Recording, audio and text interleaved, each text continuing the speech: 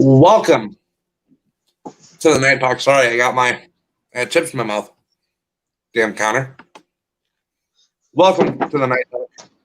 I am your host, Dwayne Lanham, with your amazing co-host, the owner of the network, Scarlet Anonymous. What's up, Scarlet? Yay! Well, coming off an amazing weekend here in Alexandria with the Global Health Freedom Summit, which was amazing. So many amazing people there. Lots of people I know, lots of people that I've met in the past. So it was a lot of fun. Good morning, So Pam. I got to meet Andrew Wakefield again. Got to take some pictures. Got to go to a party. I saw the picture you took with them.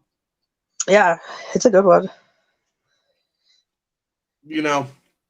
So guys, my plan wasn't to do the show tonight. Wasn't going to do the show at all. But my night has taken a recent turn in events. Yeah, I'm just gonna put it mildly at that point. Yeah. I mean, and this week, either Tuesday or Thursday, we're going to have Dr. Jared Oschendorf on the FRN News, and we're going to be talking about the Global Health Freedom Summit. We'll be talking about, just kind of wrapping it up after after people went and kind of things have calmed down and things to talk about, for the future. And next year is supposed to be an even bigger event. I'm going to try to come down for next year's. You should. It's worth going to. It's a lot of information for someone like you who really doesn't know as much as I do. It's worth going. I mean, even right. I learned things yesterday that I did not know. You took a picture, and I learned so much from this picture that you took. Was the doctor's consent, the physician's consent? Right. I didn't know that if it's consumed orally, that a lot of the aluminum doesn't get in your body as it does through injection. Right. I didn't know that. Yeah, see? I mean, so there was lots of information, especially for people, like I said, who don't really understand or haven't really went into a deep dive. It is basically 12 hours of information. It's usually 8 hours, but this year it was a little longer because we watched Dr. Wakefield's new movie, 1986, The Act, of which you can go to 1986theact.com to watch it yourself and rent the movie. It was a fantastic film. Honestly, Dwayne, I highly recommend you watching it because it's just a really good film, and it breaks things down. So like if you've never known anything about anything, it's like a documentary that breaks down all the government documents of what they've done throughout the years. And so it's really nice to watch, and it's done in has a very good storyline. So I'll leave it at that. You're going to have to send me the link to it so I can get it. 1986theact.com. 1986theact.com. I'm going to have to watch that since I have a lot of free.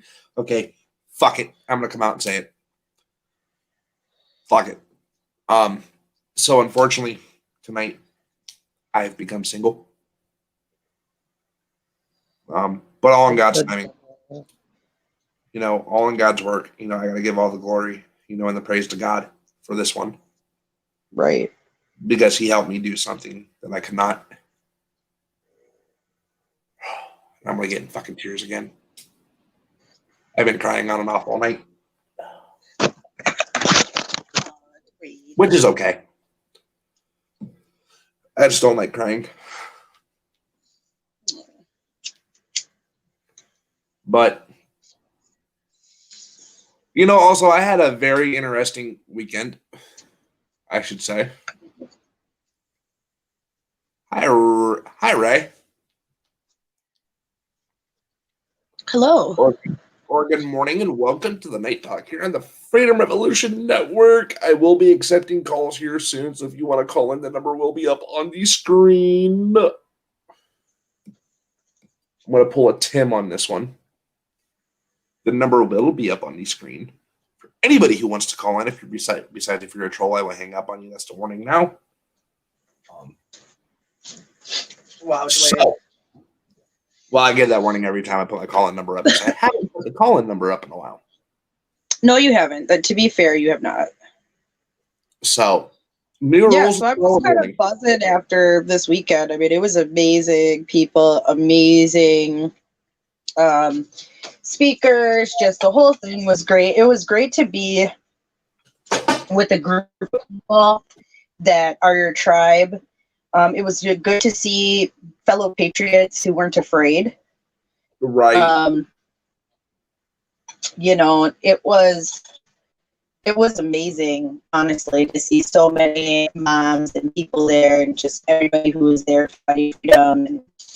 And on Facebook, so it's kind of nice to see people in real life. Right. Of Adventures with Tinderella. She drove up from South Dakota.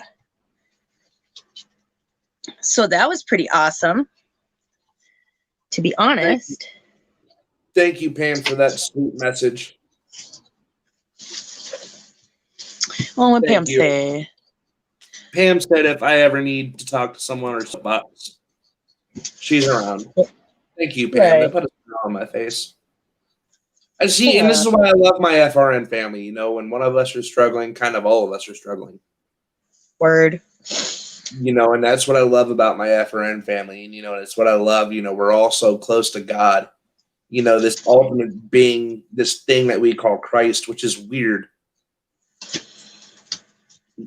You know, because without this ultimate being, without this ultimate sacrifice that was made on the day that the lamb's throat was supposed to be cut, you know, none of us would be where we're truly at. Let's think about that for a minute. Right. You know, because I've been pondering on that all night. You know, if it wasn't for Christ, if it wasn't for this ultimate being we call God, I don't even think I would be alive right now. I'm just going to put it like that. Sorry, guys. I'm kind of in my emotions while I'm on the show, so just deal with the bounciness a little bit. I'm sorry. It's just kind of a minute thing, late minute thing. But I knew it needed to be done. You know, but I want to talk about this for a minute. Okay. You know, so here in not this Wednesday, but next Wednesday, I'm going to be doing a special on the Breonna Taylor case. Okay. I finally came out with a date on when I'm going to do it. So this week, guys, I don't know if I'm really going to be on air besides Saturday. This might be the only time you guys see me, to be honest, because I'm going to be doing a lot of digging, a lot of computer background, you know, a lot of digging up case files, you know, trying to figure out what I can find on Breonna Taylor, you know, and building up that report because there is so much. You know, Scarlett, this is one of the cases that's caused, you know, many controversy. You know what I mean? In her case alone. What'd you say, Dwayne? This is one of the cases that has so many controversy behind it, which is Breonna Taylor's case. Oh, yeah. But for good reason. Thank you, Lincoln. Guys, that's Pastor Lincoln Russ that dropped down into the comment box. We thank you, my brother. We absolutely do. My brother from New Zealand. We got New Zealand in the house. New Kiwis in the house. Right. You know, so, you know, as I was digging, nice. You know, as I was digging into Breonna Taylor's case, you know, so I came across, I'll share this part. I came across a eyewitness report that says when the no-knock warrant was done, that they actually identified themselves. There's so much controversy to that because they're saying it's the detectives that you know, entered themselves, you know, that announced themselves, but it was the SWAT team. So, you know, there's a lot of controversy there. Did they actually announce themselves? You know, because the only video we have is of the SWAT team going through the house and Breonna Taylor laying dead on the floor. Right.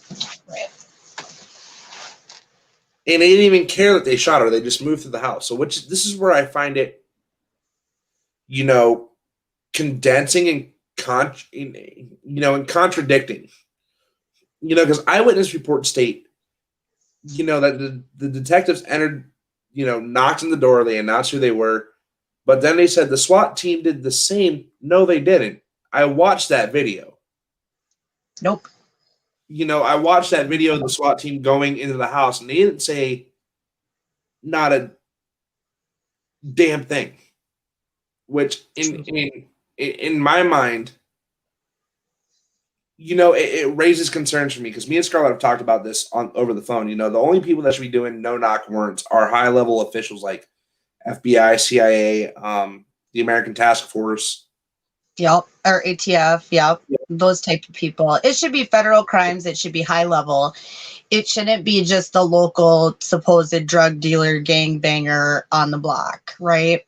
Right. And if they did such good investigation, they would have known that this person wasn't even there. And so I just feel like a lot of balls were dropped in that situation. Yeah, Ray, I'm glad you're doing good. Holy crap. Holy crap. 312 hours. Yeah, 312s are a bitch. Tell you what. I've been going on a lot of no sleep this weekend because it was like up early, up late, you know. So it's like I can't even tell you. Girl, you probably only got like 3 or 4 hours of sleep each day. Like all weekend, yeah. Like legit. So, and then last night when we came home, like I was so buzzing after the event that it was like, how can you even go to sleep? Because it was just so electric, so much energy, you know, you laugh, you cry, you know, I mean, there's so many emotions that go on. But I think one thing that I could tie in from like the Health Freedom Summit to the Breonna Taylor case, right, would be the fact that we all need to start standing up when we see tyrannical actions happening, right? And so the fact that this has occurred, and they're very dismissive of it. It's, you know, this to me seems like they want this because why else wouldn't you try to nip something like this in the bud immediately? Right. Why would you let it go on for months and months and months and months? And I think it was last night or Friday night, they were surrounding the Attorney General's house in Kentucky. Friday night. I was actually watching that live. Mm-hmm. And so, like I said, to me, it just seems like we could have a lot more done. The grand jury seemed to be very skewed, seem not to be, even a few people have come out now who are on the grand jury who are like, we didn't get all these details. We weren't told these facts, yada, yada, yada. So I just feel like there was a miscarriage of justice in multiple ways. See, and like, I've served on a jury. So like, you know, we get all the evidence, you know, we get all the details, you know, when we're sitting there going through trial. You know, like the prosecutor showing, you know, the prosecuting attorney, you know, is showing all these things, and the defense attorney is showing all these things, and then, you know, the victim advocate, you know, is showing all these things. You know, so when we make a final decision, we're making a decision based on evidence. Right. You know, but in Breonna Taylor's case, you know, me and Scarlett even came out when Tim was on. They screwed up Breonna Taylor's autopsy report. So how can we even get an accurate reading on what happened and on her death? We don't. That's the point. You know, so my thing with the Breonna Taylor case, you know, is she's gone. Pam, I do too. I went to a big convention two years ago. I love going to conventions. They're a lot of fun. I love parties. It was a mental health I love parties. I love conventions. I love fairs. You know, I went to a mental health convention. It's called it's a We Do Recover convention that's held in Columbus every year. And it's all based around mental health. You know, peer support, drug and alcohol, Narcan, you know, Narcan classes. You know, it's how I got certified in Narcan. Right. You know, they have AA meetings, NA meetings. different type of meetings you go through throughout the day, or you can just sit around and chat with people.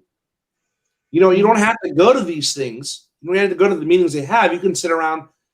Like most of the time, I probably went to like 1 or 2 of these convention meetings, like a day. These type of conferences, though, you kind of have to like pay attention, and Right. I don't know. It's like being in school. I don't know. It's like being in school for 8 hours. Like you have to just sit there and take notes. But honestly, it's so enthralling how the speakers come out and how they engage you that honestly, before you know it, it's nighttime. And so Right, that's the how one it thing I is. can say is like I was never bored. It was okay. I'm not even gonna lie, you guys. The morning session was a struggle for me. Okay, like I was sitting there, I was having all time, because Scarlett's up at this time, not like morning. So Scarlett's it was night owl. Scarlett is a night owl, so it was like shit. But when it comes to the kids and when it comes to freedom, you got to put those type of things aside and just get your ass up and go, right? And so, one of the people who I'm going to actually contact them to see if we can get an interview. And we already had been Facebook friends, but I got to meet Sheila Ely, who's in the movie Vaxxed. And her son, Temple, was vaccine injured. She had twins and she brought them into an appointment. And when she brought them into an appointment, the shots that were meant for her daughter and son got mixed together and they were all given to Temple. Temple then became fully autistic, and Temple can talk and he can interact, but he has like the mental capacity of, maybe a 5-year-old, and will be at home with Sheila forever. And so why she was in the movie Vax is because with the whistleblower and William Thompson, with Brian Hooker, who was having a conversation with Dr. William Thompson from the CDC about how he changed the test results on the MMR so that the results would not show that African-American males had a 300% increased chance of getting autism from the MMR. And so that's what the movie Vaxxed is about. So it's about that conversation with the whistleblower. And when he finally, William Thompson, was able to go and testify before Congress, he's gotten cold feet and refuses to do so. You know what? And I think we talked about that last year because it was last year you went and seen that movie. No, that was Vaxxed 2. That was Vax 2. Okay, I thought I knew it was one of the Vax movies that you went and seen. So, yep, I did. I went and saw Vax 2 because I hosted 2 movies here in Minnesota. And a lot of people recognized me from that too, because they were like, hey, I haven't seen you since you're in like St. Cloud or Duluth or, So that was really cool that people remembered me from that. Like I was saying, I don't really do like a lot of like the political conventions or the vaccine conventions. I like political rallies. Trump rallies have been one of the most interesting things I've ever got to go to. Don't even get me started because I went to one this year. Trump rallies are really cool. I'm not going to lie. Like, they're just an interesting place to be as a journalist. Like, there's so much going on. There's so much action, and just like the whole culture behind it is really interesting. As a journalist, I went and kind of riled things up a little bit. You're not supposed to do that, Dwayne. It's inappropriate. This is before I got with the network. Because you don't want to do that. You don't want to draw attention to yourself in that way. Because then, for me, I get invited to a lot of these things. And so I don't want to look bad. I don't want to be like, though they're like, oh, Freedom Revolution, we can't invite them, like. No, it's like I said, this is before I went, before I came on the network. Hi, Darren. So like I started asking people on their views of Hillary. On Hillary Clinton. I was just asking simple questions. Man, I wish, what? People got on my ass really bad in 2016 for going to the Trump rally. When he came to Minneapolis, like a few days before the election, and flew in on his Trump plane. Yep. And that was a really cool moment too, honestly. I thought that was pretty neat to be there and see that. But the culture, like I said, think was more interesting than anything, because you would go and like there's all these vendors who are like outside of the rallies who travel with him to all of the rallies. And there was one lady who I really found interesting in particular when we were at the Rochester, Minnesota rally with Red. Okay. It was me, Red, and Mr. Tire. Okay. And we covered that Trump rally together. Because I said Mr. Tire was the camera guy. So Mr. Tire got to come too. So when we went, there was this mother and son duo who had a table of Make America Great Again hats. And the interesting thing about her is that this was a Black mother and son team. Nice. And so what I thought was interesting about them, and I asked them, I was like, you know, do you love the president? You know, a lot of people, especially our type of folks, ain't down with Trump. How do you feel about that? And she was like, no, Trump made my life great again. You know, I can make my own money. I can do all these things. You know, she was like, he's been the best thing that's ever happened to me, because now we can make all this money just by traveling to the next city that he's in. And it was a big deal.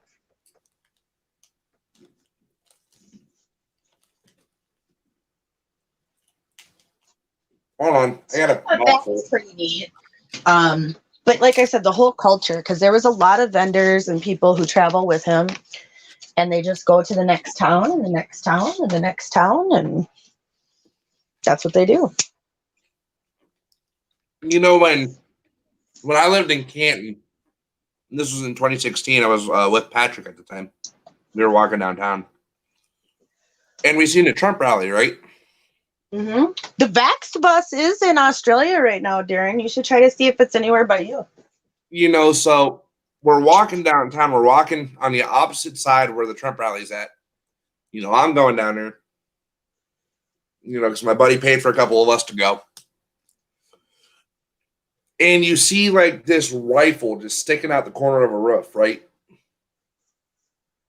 So I turn around and I grab my phone and I zoom in, and there's this guy propped up like this, looking down on everybody, and he turns and points at me as I got him zoomed in on a camera. Dumbass. And I'm going like, and I ask him like, the fuck is up with the guy with the gun on top? He went like, dude, that's Secret Service, you idiot. Oh yeah, no, Secret Service is always there. Secret Service stole my keychain. Pissed. You know, and I went like, he's not even president yet. They were like, you can't have that. And they took my keychain. It was like a self-defense keychain, and they were like, you can't have that. But then I got like in like my pepper spray and everything else. So it was like I still had my pepper spray was seized. My can was.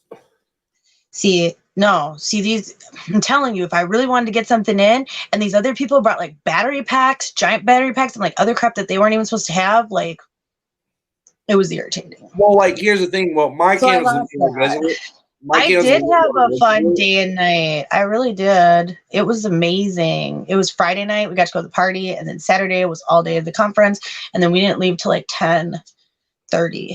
We all know Scarlett was drunk by the end of Friday night. Shut up, Dwayne. But I was though. Like I had a good time. I had a few glasses of wine. I saw the pictures you were posting. I went like, and I could tell they were all different levels of the glass one. Like that's 1 cup, that's 2 cup, and I had on my phone in my notes how many cups Scarlett having a night, and I got the 5 because I saw 5 different pictures. I'm like, that bitch already had 5 cups of wine. Scarlett can drink, y'all. When I'm out, that's it. I'm a social drinker. Like I enjoy others' company, and so yeah. Scarlett does get a little faded. I'm not gonna lie. But I always handle myself with grace and poise. Obviously, I'm invited back next year. I didn't show my ass, you know, so that was good. You know what? And here's the thing: I can't like drink like at a social gathering because if it's like when I was drinking, if it was like hard liquor or anything, like my shirt was coming off. You know. Oh, you were like a stripper. See, I've never liked that. I'd have to be many, many sheets to the wind before that happened. I think I was 13, 14 shots of Jack in. My When- second date with Mr. Tire, he was like, "Oh, I bet you can't drink, blah blah blah, whoop, whoop, whoop." And I was like, "All right, let's go out and let's test this theory." Okay. It was like, because our bars close here at like 2 a.m. and I was like 13 drinks in and it was bar closed. So when you and have I a Cannon walked Mountain, home. I walked home. I walked to the car. I was fine. Like I can drink an obscene amount. It's not like anything I'm proud of. It's just the fact that I just you have like to. you have a high tolerance for alcohol. So I do actually. Like with me, like the one time I drank too much. I woke up. I don't know how this happened. There was no tent set up in the backyard previously. I woke up to a tent set up, a girl laying on top of me. I'm naked. She's naked. A bottle of Hennessy in one hand and a bottle of Jack in the other. I'm like, how the hell did that? The devil. Going like, how I the don't drink hell? Hennessy. I'm a vodka. I used to be Captain Morgan. They used to call me the Captain because Captain Morgan happened. And I'm sitting there going like, I'm waking up, huge hangover. The bottle of Jack has this much left, and the bottle of Hennessy is still half full. And I'm sitting here going like, that's because Hennessy is gross, and no one wants to drink it, even drunk. And I'm like cognac. I have like really bad memories with cognac. And I'm sitting there going like, how the hell did I wake up? Reminds you of that time you almost died. You know what I mean? Right. And I'm sitting here going like, how the hell did I wake up? Cute girl, mind you, next beside me. I could tell we did stuff. I never woke up in those type of situations. Man, I've woken up in a bathtub. I've woken up in the middle of the woods. I've woken up in someone's basement. I've woken up. Oh, hell no. There's like one time I blacked out ever. Like there's been a couple times where I don't remember certain parts of the night, but like there's only been one time where like completely. You can see now why I don't drink. Well, no, I take that back. I guess I was trying to like fight somebody in the bar at Maze-Lax once when I was like 21. And like, because we went out and we were doing scuba snacks and we were drinking beers and we were getting it. And like, yeah, Scarlett was faded. But there's only been a few times in my life where actually, my first bar fight would have been last year. I went to Buzzbins in Canton. And I'm a fruity drinker, so like I like my fruity drinks like Sex on the Beach. Fruity drinks. Like Sex on the Beach or like margaritas. You know, like I like my stuff with flavor in it, you know, not just plain fucking alcohol. See, when I was your age, Dwayne, I just took shots. Straight up. That was my thing. Give me a shot. Give me a chaser, get me a shot. Like that was the way I rolled. I'll do like 2 shots of Jack, you know, and I'll chase it down with some Coke. I was like that shot song, like shot, shot, shot, shot. Right. Shot, shot, but like I was saying, shots all night.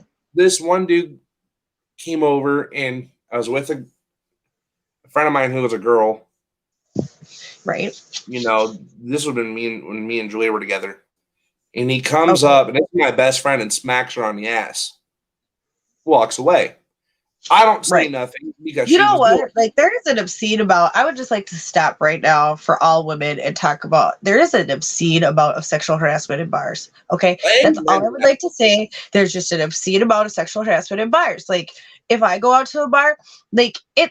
Right, Darren, tequila with the beer chaser. You know what I'm saying? Like for real, that's how I used to be. Like especially in my early 20s, when I was going out to a bar, you better give me a beer. I want a beer, but I want a shot with a beer back. That's it.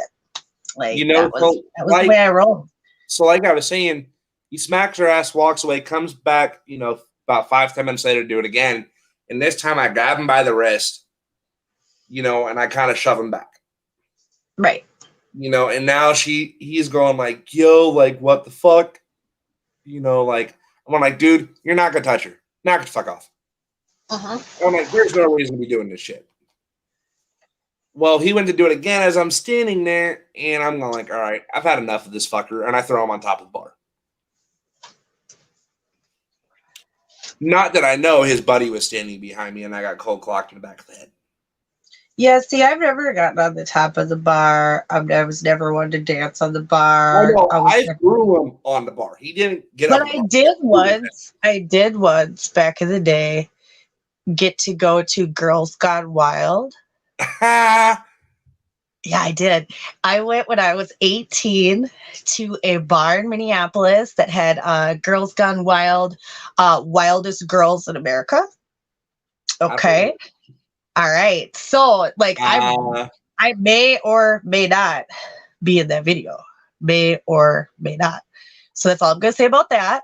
I'm But about I to was, find it. and I got invited to the bus, and I actually got a Girls Gone Wild T-shirt, and I got I'm invited about to the to find this bus. video now. I since got you just invited to Joe Francis hotel room, Nice. but I did not go because like at that time, like Joe Francis was like in some shit. This was maybe like 2 months after like he had like went to jail even for those underage girls, and they were super strict about checking your ID before you got on the bus. And like these other bitches that were on the bus were just busted down, and me and one of my really close friends from Las Vegas were there together.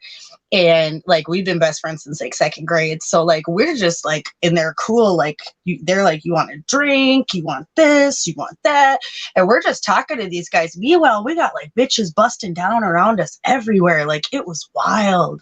I went to a bar. Wild. Like just the fact that people had that like eagerness to be like, oh, I'm in the Girls Gone Wild bus, so I'm just gonna like act like a complete fool and just be like licking on chicks' titties and shit. Like all these girls, like it was wild. Okay. So Me and her just sitting there like sipping our drinks, talking to these guys, and they were like, they're, you know, you're really cool, blah blah blah. Joe Francis was like to meet you, and we were the only ones that they asked. So I mean, I'm sure they asked someone else after that, but right. you know, I went to a bar. I didn't want that. That could have been too much. I went to a bar that is kind of like a Coyote Ugly bar. Like they got coyotes. If anyone doesn't know the definition of coyote, it's a female bartender, and they do some really stupid shit. You know they're talking about making a Coyote Ugly too. Okay, we'll talk about that here in a minute. But so this coyote comes up to me, and she fucking picks me out of a lot of guys. Right. And the one girl we were with wanted to do a body shot. Now, if nobody knows what a body shot is, it's where you take everybody knows what body shots are, Dwayne. So everybody here is older than you. Not only did I take a body shot off of this girl, I got to take a body shot off the coyote. Oh, right. I'm surprised she let you do that. She must have liked you. We're not going to say what happened later that night, but other than that, we're good. Right. And you're lucky because I just seen a meme tonight that was like, no, the bartender does not want to fuck you. So that's interesting. So I took this body shot, and the girl placed it like right in between her tits, you know, and squeezed them. You know, it's where I had to pick the drink up with my mouth and throw it back. Right. No hands. Did it with just my mouth. Popped it back. Well, this other coyote.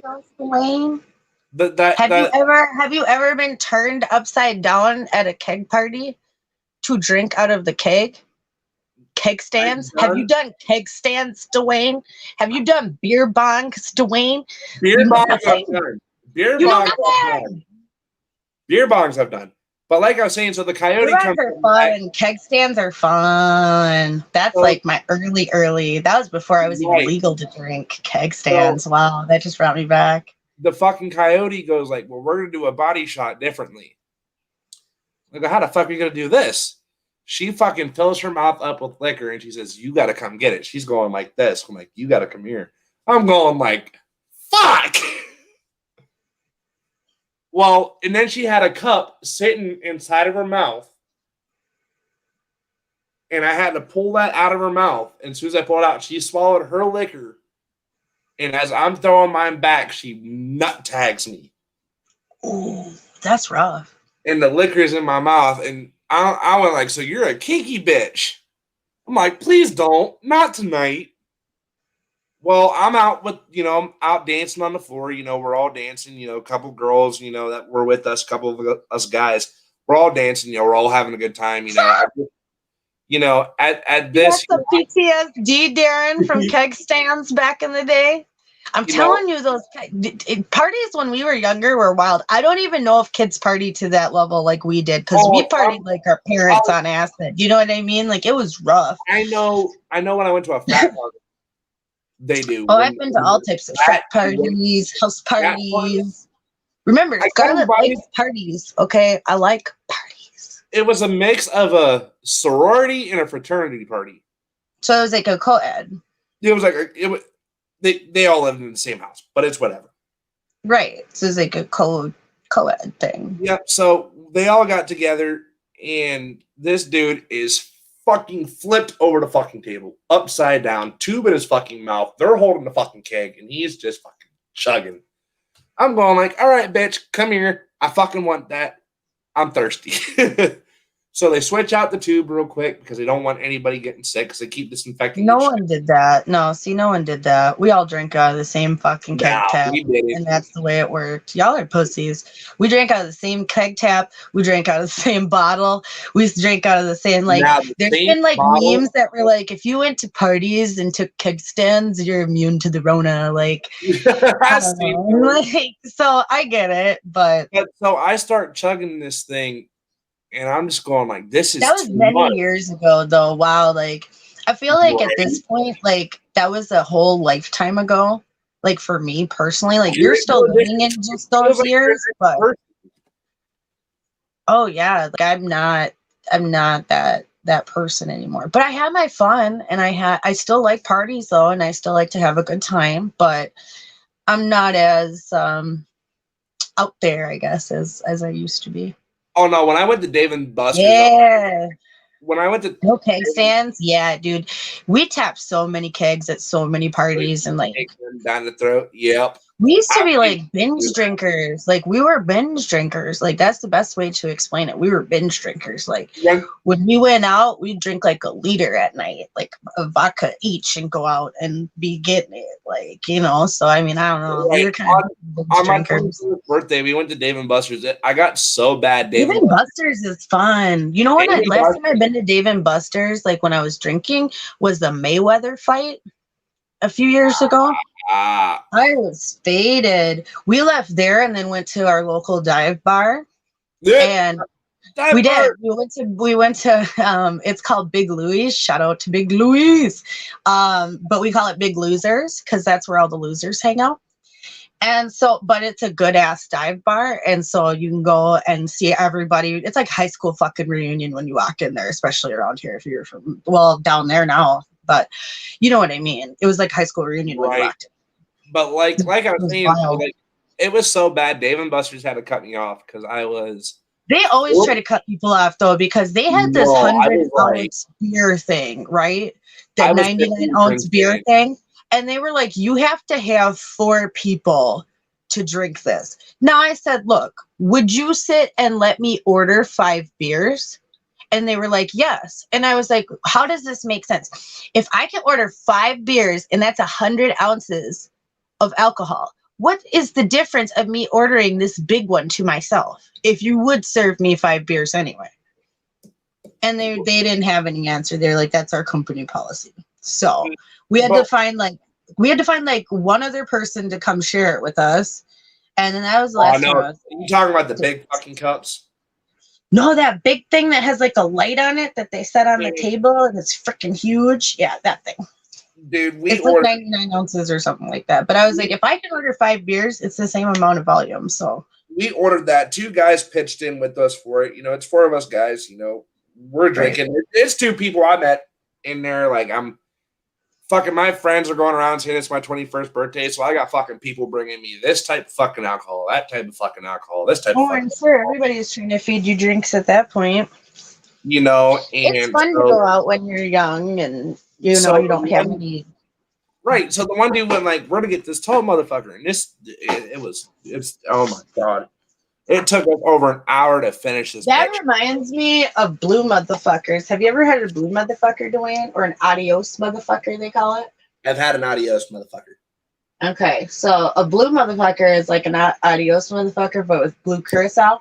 And them blue motherfuckers, I swear to God, like, they fuck you up.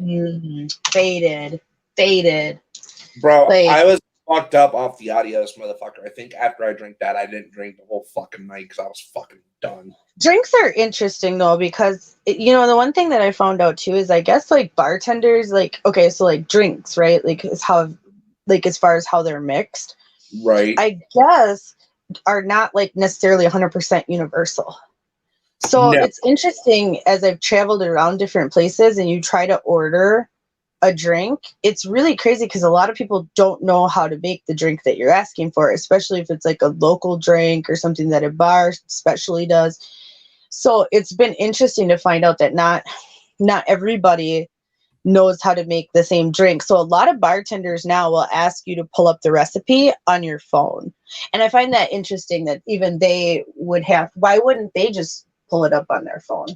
Right, like the one bar I went to, like when I went to TGI Fridays with Pat, you know, when I was 21. I love TGI Fridays. I asked for Sex on the Beach, and the bartender went like, I "You used want to drink what?" a lot of Sex on the Beach, but you know what? I don't. You know what kills me? The bars that have fresh cream, it's good, but I hate when they put those little nasty like half and halves that are like shelf stable in there because sometimes they be old and just not good because not everybody drinks Sex on the Beach. And then I don't like coconut, so then I always would switch out the Malibu for either like pineapple or mango Malibu was one of my favorites in it, or even See, strawberry Malibu now. I like it with the mango Malibu because, like, when I pulled it up on my phone, he went like, "Okay, do you want the coconut Malibu, the pineapple Malibu, the mango Well, and Malibu?" that's because they have different kinds, but when I was drinking, they only had mango. Like they had mango and strawberry, and that was it. And those were even new then. And So that and was a I big deal. and I told him just go ahead and make it however he wants to surprise me. Like we thought we were cool in high school when Bacardi came out with flavors. We thought that was the coolest shit. Like you don't even understand, Dwayne. Like there wasn't half of the selection that there is now in the liquor store. Like all these flavored vodkas and shit, that shit didn't exist. Like there was only a couple brands. Like Smirnoff had a few brands of flavored vodka, and they were nasty as shit. But we all drank them because it was better than just plain fucking rubbing alcohol or come and get your vodka, which we always used to call it come and get you because all of a sudden you'd be drinking it and it came to snatch your ass up like the Grim Reaper. So, it's interesting. Right. So yeah, the mango Malibu is actually quite good. I mean, I find it to be tasty. Right. So like I told him to surprise me. And he makes his drink and I taste it and it tasted like fucking strawberries and raspberry. Like a mix. And I spit it out immediately. What's wrong with that? Strawberry and raspberry? Hell fucking no. Strawberry and raspberry is good. What do you mean? Well, and then he went like, what? I'm like, the raspberry is overthrowing the strawberry. Like, I like hard cider too. He went like, and now they come out with so many different hard ciders. They got pear cider. They got, all these different flavors. And it's tasty. He goes like, I'll remake it. Well, he comes back and I taste it. I spit it out again. I'm like, the strawberries overriding the fucking raspberry. And I'm watching him make this shit, and he's putting way too much of the one flavor. I want like, dude, I want it equal. Fucking make it equal. Like, you know what I mean? Scarlett, like you hate when the Scarlett, are you good? Because you're muted.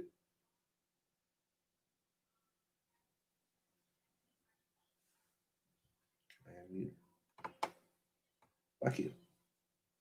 But so like he remakes it and it's equal and it's good. He went like, I'm so sorry. And the manager came out and he went like, I'm sorry, that's new bartender. And I went like, your bartender. Oh. Okay, so I hate to even like switch the subject right now, but we got to bring this up. Okay, this is important. Right. Okay, so check it out. Hold on. Get comfortable. She has two phones. Struggles. Okay, so you guys, have you guys heard that there's a rumor going around right now? Okay, that came out last night. Okay, but apparently this happened supposedly 6 days ago. Okay, so follow me. But we're just hearing about it tonight. Okay, there is a rumor that Hunter Biden overdosed. Has anybody else heard this? And that Hunter Biden is dead. I call bullshit. Okay, he could have been Epstein though. So hold on. No, he could have been Epstein, though. I'm telling you. If he's got that laptop and they came out with these pictures and all these videos, because okay, Joe Biden said that he was going to punish China, right? Then, after he said he was going to punish China, the guy who was a CEO in China that he was working with published the videos and was like, this is what I have off the computer. And yes, okay, so then that shit came out, right? Then we get all these nasty, dirty videos, I guess, of him and hookers getting foot jobs and like snorting cocaine with like a credit card that says Malia Obama and like all this crazy shit, right? Right. Okay, follow. So that shit comes out. And then earlier today, Joe Biden says, I'm no longer campaigning, and says today he's going to put a lid on today. Right? Well, Joe then Biden backing out this early? Not backing out, but he's just not going anywhere else for rallies, which makes no sense because this is the final push as a politician. So you would be out every day, knocking doors, going to rallies, doing this, doing that. You know what I mean? Because that's what you do. Because And his son's so- a fucking idiot. Okay, so hold on. So then all his other kids are dead. This is the only one that's left is Hunter. Okay, so anyway, point being. So they're saying that he could be dead, right? That he overdosed, went to a hospital on the East Coast. I believe they said like somewhere like Boston or somewhere, and that he is dead. But then I had saw something that came from like, I guess the new 8chan or whatever, that was saying that this actually happened 6 days ago. Okay. And that now the campaign is just reacting to it. So I don't know. Interesting information. I don't know if we're going to hear anything more about it. Like, I don't know if we're going to get breaking news, Hunter Biden dead. But if we do, just know, because check this out. So there was a person who posted before Epstein died on 8chan who was like, Jeffrey Epstein is dead. I can't tell you where I heard this from, but Jeffrey Epstein is dead, mark my words. He said that the day before Epstein died. So people are wondering, will this follow the same pattern as the previous Anon who posted on 8chan? See, now wait a minute. Because here's my problem. Okay, so look, here's my problem, and here's my flaw in the fucking method, okay? See what I'm saying, Darren? That's what I'm saying. Like, he could be Epstein. He's messing with the Clintons and Obama. Like, nah, look, they would Epstein him. If they kill him, it's so much easier to stop talking about it, because then what are you going to do? What are you going to charge him for? What are you going to, you know what I mean? Like, if he's dead, then there's nothing you can do. Like, we'd have to kind of let that shit go, that he, you know, we could only pick on the crimes that Joe committed truly, which was, you know, getting the guy of the Ukrainian power company fired and getting their minister fired, and said, we're going to fire that fucking bastard and he better step down within an hour or else. You know, so it's like those are the only things you could really get him for. Can I say something? Here's the deal. I want to know how the shit ain't came out yet that Hunter Biden and John Podesta's brother were on the same contract that everybody keeps talking about with Paul Manafort. I don't know why this piece of information does not somehow get to the surface. This is bullshit, okay? Because Hunter Biden, fucking Paul Manafort, and fucking Podesta's brother, okay, all are on the same contract for this Ukrainian energy company. So Right. why is Paul Manafort the only one who went to jail? So Why is Paul Manafort the only one who went to jail? And they fucking vilified Paul Manafort. Okay, not saying that they weren't in the wrong with what they were doing with these contracts, but if one goes down, they all should go down, because they all signed their name to the contract, which means they all had well-to-do knowledge of what was going on. That is my concern and issue. So here's my flaw here's the flaw I see in on this. On all this. There right? is no flaw. No, watch. Hold on. Because I'm going to point something out. And I want to challenge your thinking, so don't interrupt me. I don't necessarily think this. I'm just saying this is what it could So, be. if it is the same Anon that's being the whistleblower on this, right? Right. What if he's the motherfucker that actually killed Epstein and now is killing fucking Hunter Biden? Could be, but he's still giving us a heads up. So regardless, does it matter?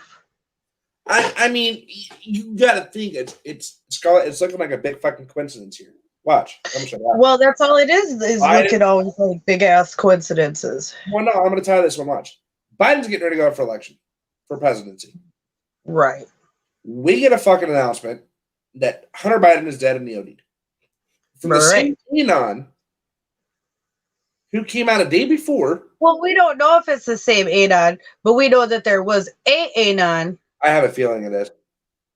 Well, it could be, but it's a Anon who posted this, and the last time an Anon posted this, so people are thinking, well, is it going to happen again? But here's my thing, right? And this is where I see the flaw in it. Why kill Biden's son right before Biden's supposed to go for election?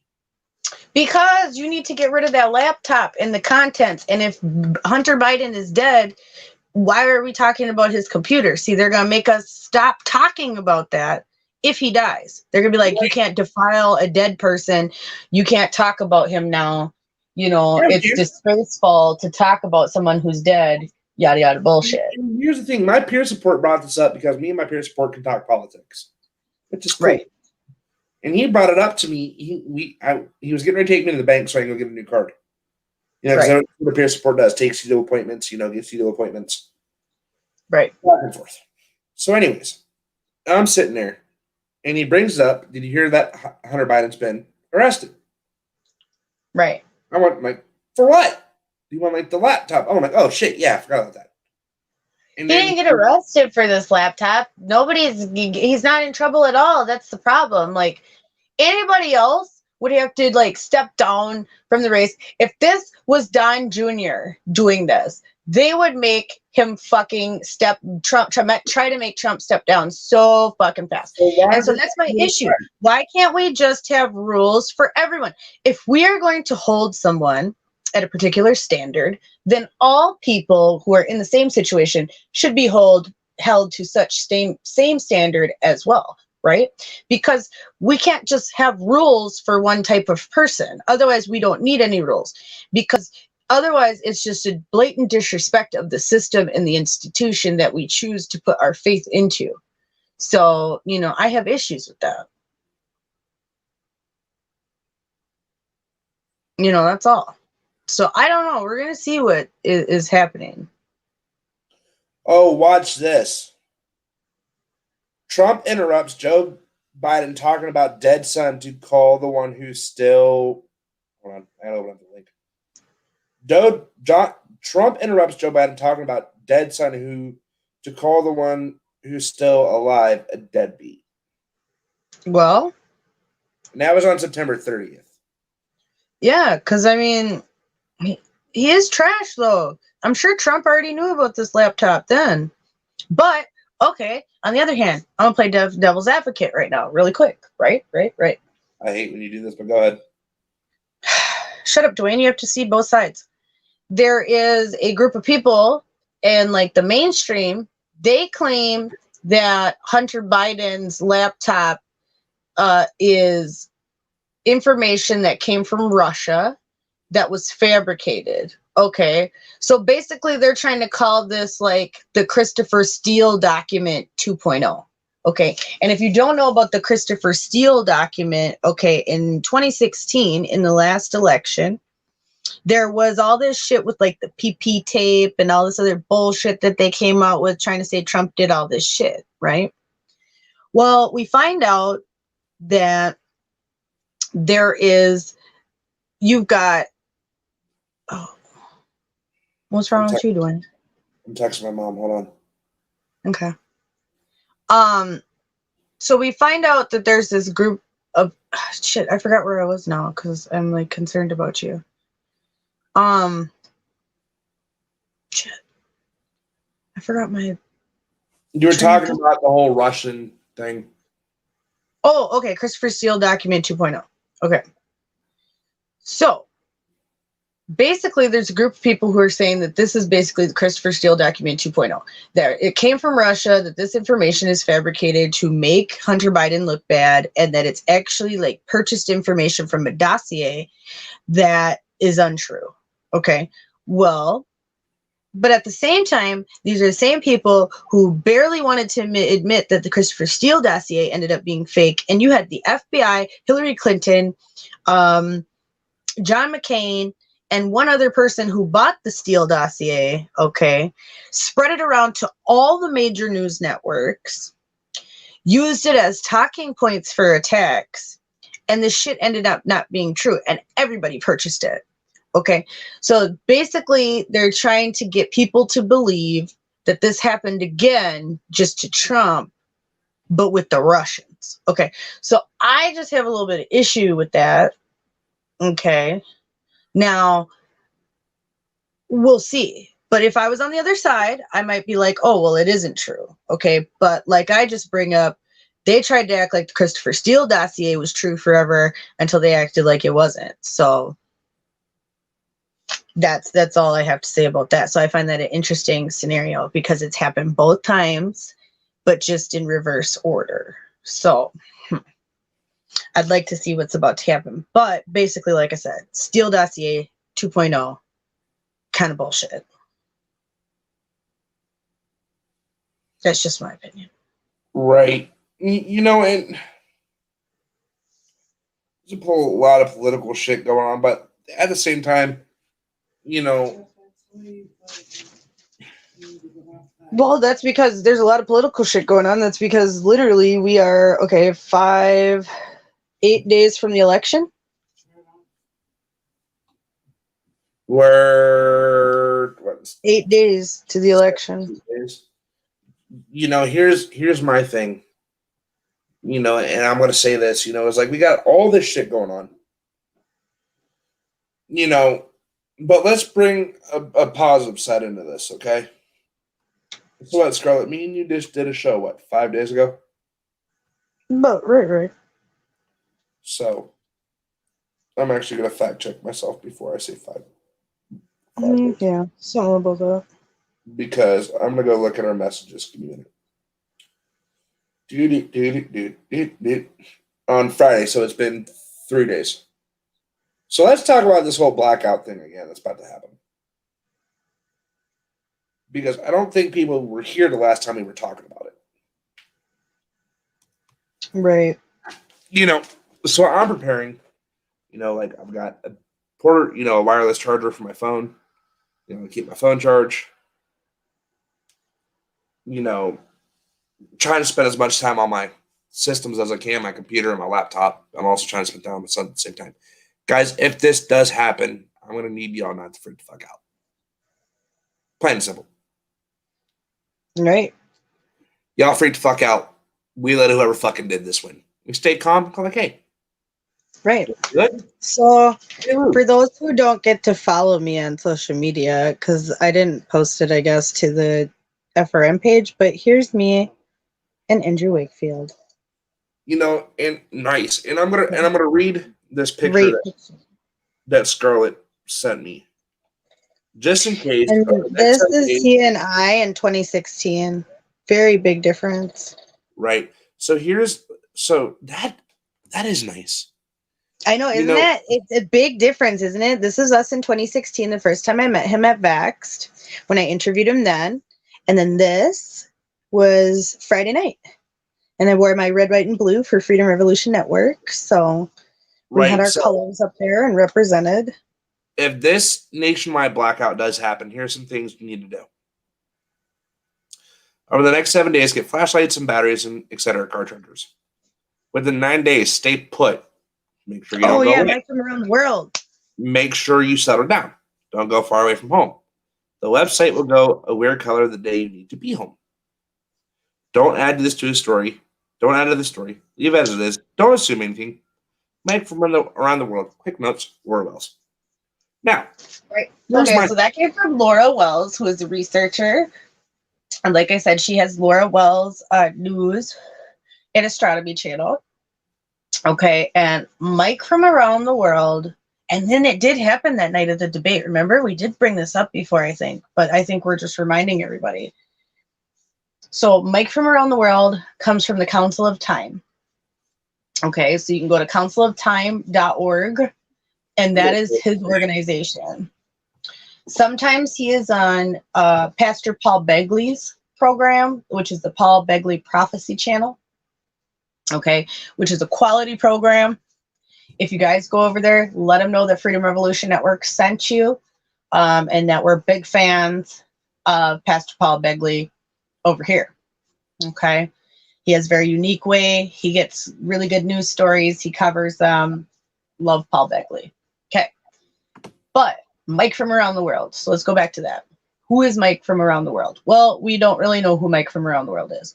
Now, there was one person who brought this up to me, who said that they had looked into some of this and was following some people who think that it could be some of the same people who Mike from around the world is. But I don't know for sure.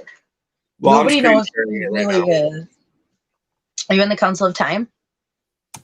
I'm on the Mike from Around the World page and getting a link for Council of Time right now. Yeah, Mike from around the world is the shit. Okay, so anyway, but so he does all these predictions and he has like these insights about things, and he's kind of like telling about the I think it's like 5 waves of change or something like that. Well, here we are. So he's put out a lot of different things over the years about what's going to happen, what we're going to see down the line, to where I would feel like he would be a reasonable person to listen to when he says, be ready for the next 9 days, have batteries, have ways to do things, because things could happen, right?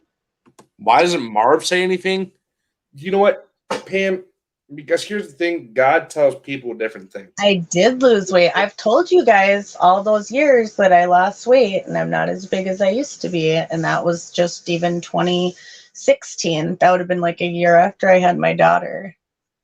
But yeah, I've lost a lot of weight since then.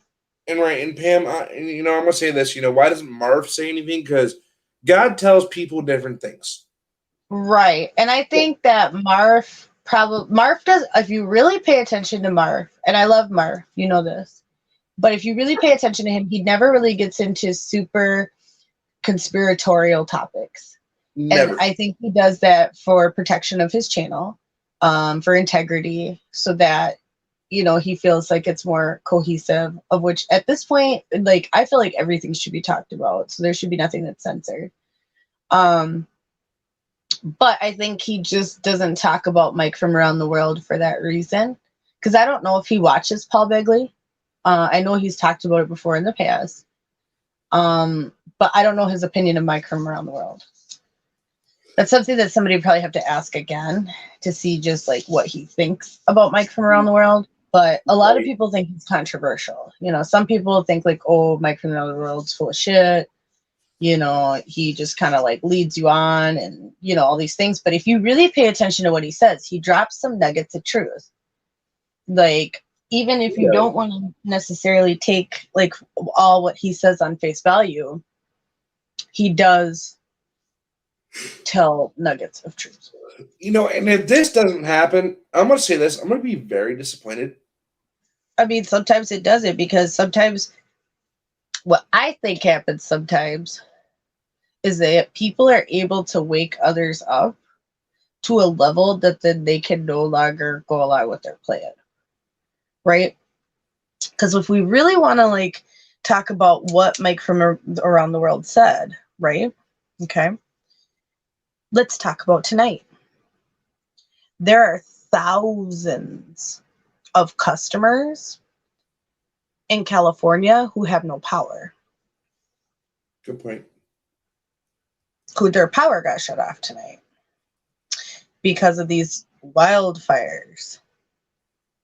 Now, some of these areas, there's no fires. There's no wind even, but they've got their power off. And I'm very concerned for them and their well-being, because then the next thing you know, all of a sudden a fire kicks up in their neighborhood. And this particular person said that they were evacuated for a month due to the fires that I talked to. And one of my Facebook friends. Yeah, you told me about that. No, this just happened tonight. I didn't tell you anything about this. No, about the fires and everything, not the No. This just happened tonight. What, the California fires? Yeah, this is what I'm trying to tell you. And then I was talking, but just listen. So I was talking to her, and she said that she had been evacuated for a month due to the fires, and she just got back a couple weeks ago, so she's freaking out. But then I saw a guy in the Sonoma County chat on Facebook. There's like a Sonoma County like fire safety chat group. On there was a guy who put a post up of like a screenshot of what he got from this app that showed him where the fires were, and then all of a sudden a brush fire kicked up out of nowhere. Like, I'm telling you, these fires be suspect out there. Like, they've caught a few people starting these fires, like in Oregon and other places, and then they tried to deny that they actually did this, right? Right. Then, so I just wonder if that couldn't be the same theme in California, right? I mean, I don't know for sure. I'm just speculating. But if it happened in Oregon, why wouldn't it in Washington, and why wouldn't it happen in California? Because it's not that far of a drive. So there is that. I don't know. This is a lot of information to take. Fuck, why am I getting tired? Who's your lame, Dwayne? Not lame. I've had an emotional night. And I think my body's finally catching up with me.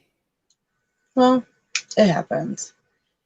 But I just find that interesting. So we should be paying attention to what Mike from Around the World said. Let's see.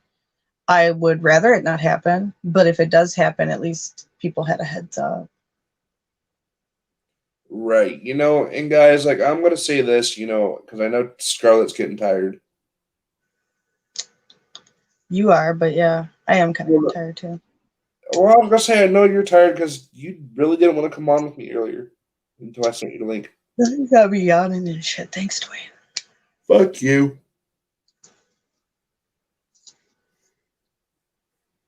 But, here's the thing, and I'm going to take this off. I'm going to derail this conversation completely. Okay, let's derail it. For a whole minute. Because I'm going to say this off of the bat. I've been sitting here debating on whether or not I wanted to say this. Okay. But so, as a lot of you guys know, I was supposed to share my testimony this morning. Did you not? I did not. Mm. I slept in to have to go see my son because I know I'll be dealing with a very cranky baby.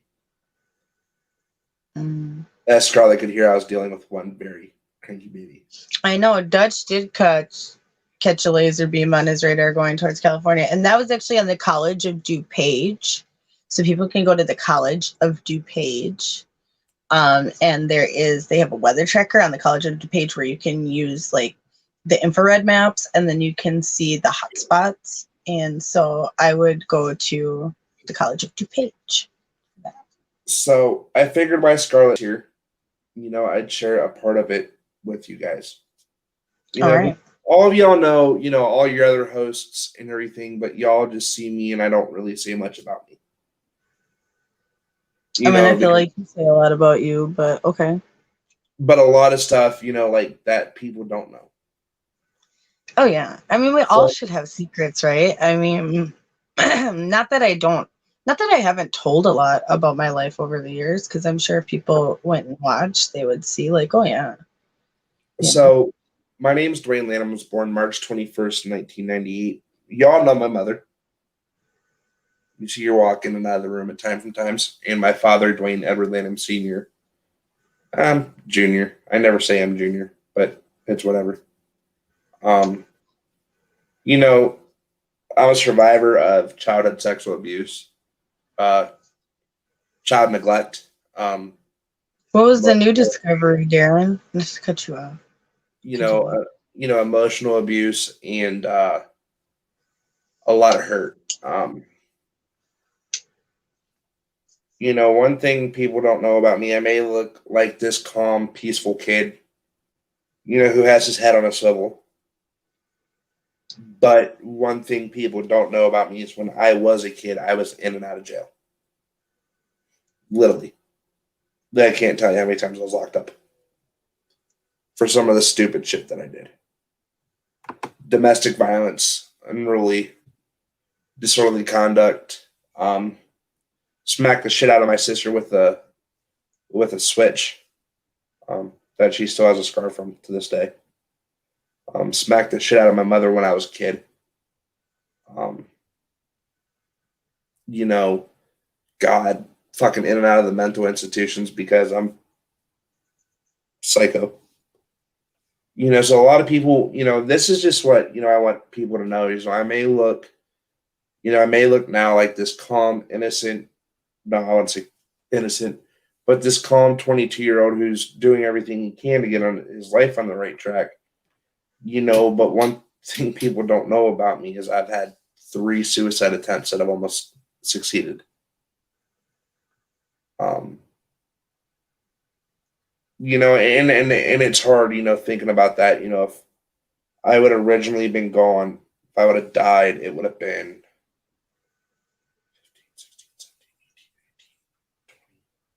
15, 16, 17, 18, 19, 20. 6 years.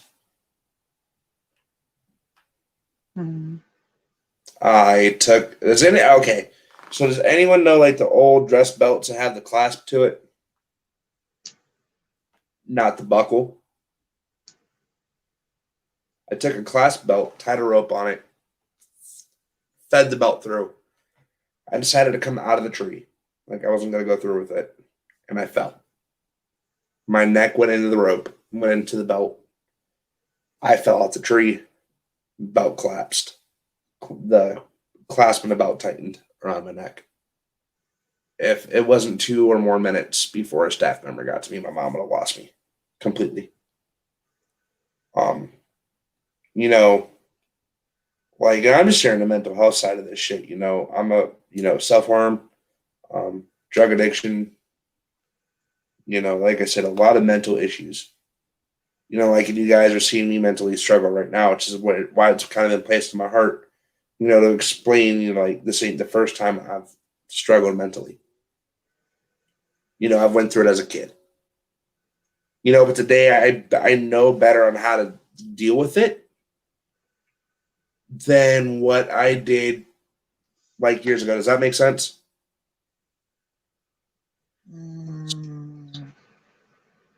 See what Darren said? Earthquakes close to power lines and power stations. Yikes! Dutch made a new discovery.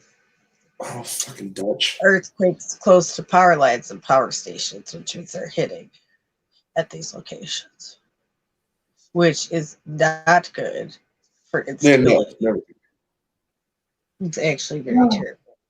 Fucking Christ. Bad. And my phone just died too. So I can't continue to look at Facebook and find more information. Haha. Fucking phone.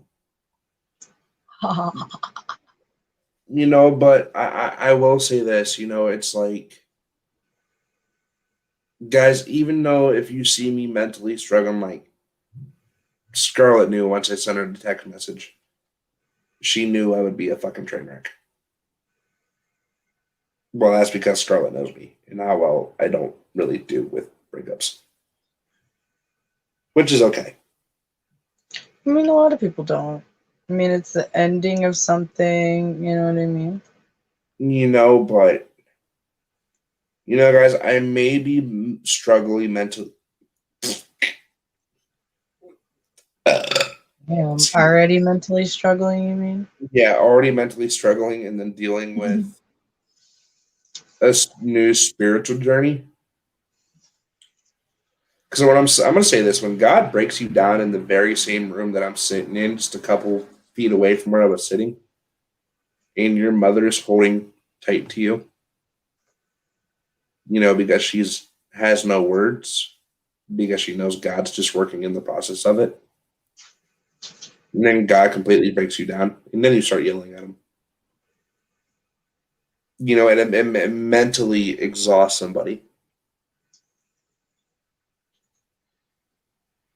but I had to do what I had to do to start this journey with Christ. And it hurts, and we're still good friends. We're still best friends. Because we've known each other so long. We're not gonna let something like this, ruin what we went, ruin our friendship. You know what I mean, Scarlett? And I just want to say to each and every one of you, if you're struggling mentally, reach out. If you're going through things, reach out. Because you don't have to go through them alone. And it's never okay to go through something by yourself. I've experienced because I do it. I try to deal with everything on my own. So tonight. Me and Scarlett's talked about mental health before. If you go back on the, I think it was still on. It was on Freedom Revolution Network because we started last year. Mm-hmm. If you guys go back into one of the shows, we are definitely officially 1 year old. Yes, we are. God, holy shit. I know.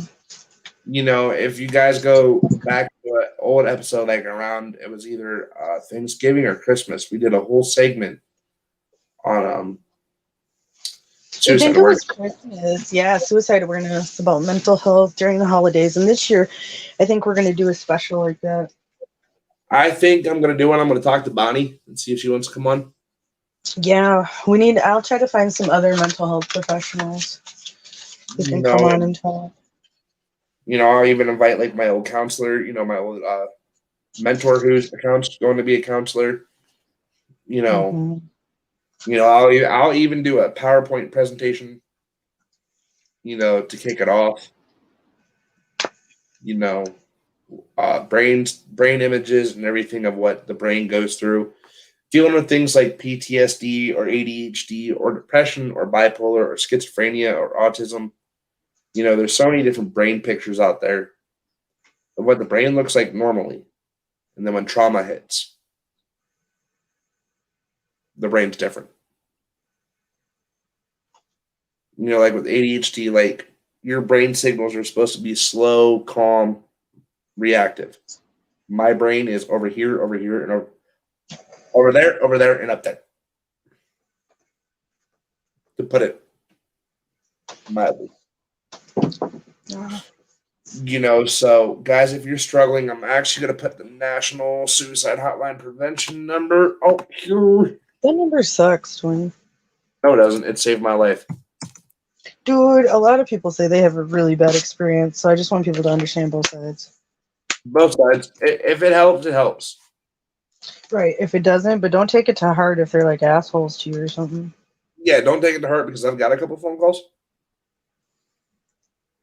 Right. Actually, you know what? Fuck it. I'm going to give you guys this one. Because most people don't like talking on the phone. And this is the one I've had more success in. It's text. Text HOPE to 741-741. And I'll put it down in the comments.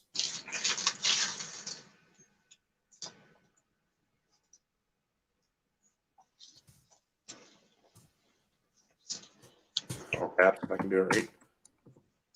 There's no K in HOPE, you idiot. Wow. This is when I copy and that's when I paste it to 741-741. I'm not going to put the National Suicide number in there. Text HOPE to 741-741. You can text because a lot of people don't like talking when they're in that space. Mm-hmm. And I use this regularly. Even if it's just not for suicide, it's when I'm struggling with my depression or something just through the night. I use this number. And I'll sit there and they'll text with you. They'll introduce themselves. They'll teach you coping mechanisms or anything. And if they feel like it, they'll call you and try to get you to work through it. Right now, mental health is a big thing I'm going to try to be focusing on here in the next couple weeks after I do the Breonna Taylor thing on not this Wednesday, guys. Remember, next Wednesday.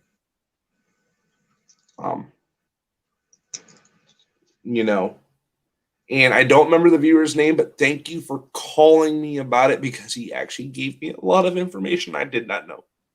Thank you to that. I don't remember your name, but whoever you are, and if you're watching, thank you. Because I got a phone call about it 2 minutes ago. You should pay attention so you can give a shout out. I don't remember the name. It's been a fucking emotional weekend. My brain's been overflowed with information this weekend already. Who are you So calling? guys, so if you have information on the Breonna Taylor case, Wow. I will gladly open my email back up to people. Everybody knows how I feel on this. That number is easy. Hope to 741-741. I've remembered that number for a while. It's actually in my phone for my text messages. I love that number. But like I said, if the emails get too consistent, they're like, well, you need to hurry up and do the show. You need to hurry up and do the show. You need to hurry up and do the show. I've said it before. I'm not going to waste my breath this time. I'm not doing it. Point blank simple. And I guess I'm just being blunt tonight because my emotions are all over the place and I can't really tell what the fuck is going on. I know. Broken heart. Bro, when you can't identify what emotions you're going through right now and you're just like, fuck it, you're a blunt ass motherfucker and you don't care who hears it. You gave your last fuck up, Dwayne. That's putting that very lately. Very lately. But guys, I love each and every one of you, and I don't want to see you guys struggle during the holidays this year. We got Thanksgiving coming around the corner. Fucking creeping on us, fucking bastard. By the way, guys, if you work out like I'm starting to do and you guys eat too much food, please remember to start doing your workouts the next day. I'm in the process of dropping 70, 80 pounds. I'm going to go back down to like 180, I would hope. I would like to. Lose weight. Guys, there's a lot of things I want to talk about with a lot of y'all. And since I have a lot more time to do it, I'm going to start coming on here more and talking about different things. This Saturday, we got the new show coming up again. The Halloween edition of the Night Watch. Man, Scarlett, I'm so excited about that. The fucking Halloween edition. I don't know what it is with my county, but during Halloween, it pops off. People get stupid. It better. Oh, we're picking the areas right now. Guys, if you want to head over to the FRN Facebook page, go to Facebook and type in Freedom Revolution Network. You'll see our logo and stuff. I want to try to put a poll up. I don't know how to do it. I might have Scarlett make the post because she knows how to work that page better than I do. Still learning. I do. I don't think Mel put the option to make a poll up there. I'm gonna see if I can go ahead and edit that and put that option in there. Put a poll in there. Where do you want us to be at this Saturday? It can be Alliance, Canton, Masson, Perry, Jackson, Navarre, Louisville, Canal, Fulton, or North Canton, or Belden Village. Let us know. I'll send you guys. I'll put it up on the page. Yes, it is. It's on Saturday, and this show is a very big, major decision for me and my team who do this show. For once, I'm working as a team with another, on another show. With Scarlett's approval. Like I said, after this show is whether I'm going to start asking for donations to help with like bulletproof vests, ID badges. I'm paying for them out of my pocket because we're fucking cheap. That's on the other hand, we're not like 35, 40 fucking bucks. Right. Ask for donations to keep us and our host and our technical support person, who's behind the scenes, who really never talks. Anybody who's watched the show the last time we did it knows who that is. I'm not going to throw her out there like that because I'm not an asshole. I am not an asshole. I am changing my ways. Lies. So not lies. Lies. It's time to have a different me. We'll see. So guys, if you want to donate, I don't care if it's $5, $10, go to freedomrevolutionnetwork.com. You guys can donate, regularly to help keep, the StreamYards up, or you can donate to different shows. If you go into the tribute box, you click that donate button, click tribute, and then put in what show you would like to donate to. If you guys donate $50 or more, you get that cool fucking Freedom Revolution Network t-shirt. That you don't have. Nah, I'm donating $50 here soon so I can get my fucking t-shirt, motherfucker. I want my t-shirt.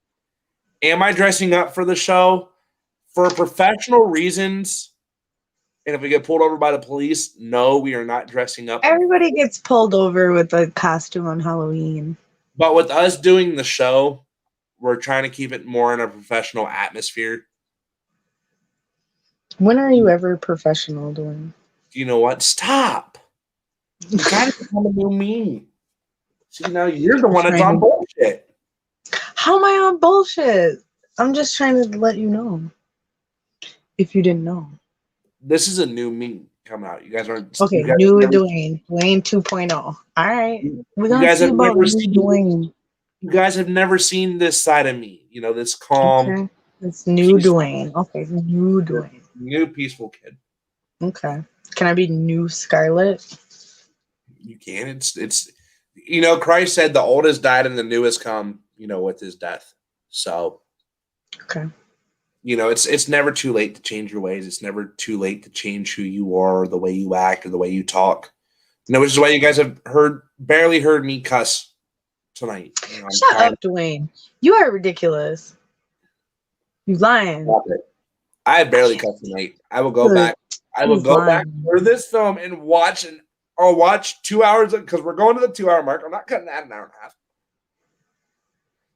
You know what, Pam? She's on bullshit. Yeah, Pam already knows the eyeball. I can say this for once. She's on some bullshit. But on the other hand, hand, I'm not on bullshit, Dwayne. Back to the donating thing. If you guys what an accusation, you guys. Or like I said, or we have a PayPal, which is FRN. That's Cash App. Dummy. FRN. Oh yeah. 19 for the Cash App. No, okay. Cash App. Yeah. Yeah. No, FR Network. FR Network. Cash App. And then Freedom Revolution 19. Yep, for the PayPal. Like I said, guys, we don't just have the night talk. We have Clarity After Dark with Scarlet Anonymous, or as Tim would say, or midnight. Or we have the original. And we're going to start up the FRN News again. So next week we're going to have FRN News, and so we're going to be doing that. We're going to be doing that Tuesday and Thursday. We have the original Red Pill Show. We have Journey into Freedom. We have Liberty Librarian. Ella's supposed to be coming back. I heard from her today through Messenger. She contacted me. Oh, did she? Oh, she's supposed to be coming back because I texted her, I'm like, hey, when you coming back? We miss you and we love you and we want you back on the network. She said, here soon. She's just trying to get some things set up, with technical things and figure out what she's going to do, because I think she's talking about revamping her show. I don't know. I'm not going to throw all that out there, but everybody should do some new changes, and so I think that'll be good as the 1 year anniversary. But we've just kind of been waiting because Mel has been trying to build out the new website. So until that's done, we really can't do much. It is, but it takes like I said, and I'm bringing a new host on this week. We're going to bring him on live and train him live. So when you guys see that new show, come in, show them the love, show them the support. I'm going to have... You guys send me his number. Yeah, go ahead. His name's Preston. He's a good guy. I think me and Scarlett talked to him for at least 2 hours. Before I had to go off the phone because my son decided to get cranky. Trying to do an interview with a cranky boy. Don't work. Cranky boy. Then, guys, we're still going through the interview process. I think we're back up to 20 applications again. Right. So, guys, once this new show starts up and my new show finally takes a kick on Saturday, we're going to be switching up the night talk. It's going to be every other Saturday. So if you guys see me on the Night Watch, the next show coming up that I'm going to be doing will be either Wednesday's Bible study or the Night Talk on Saturday.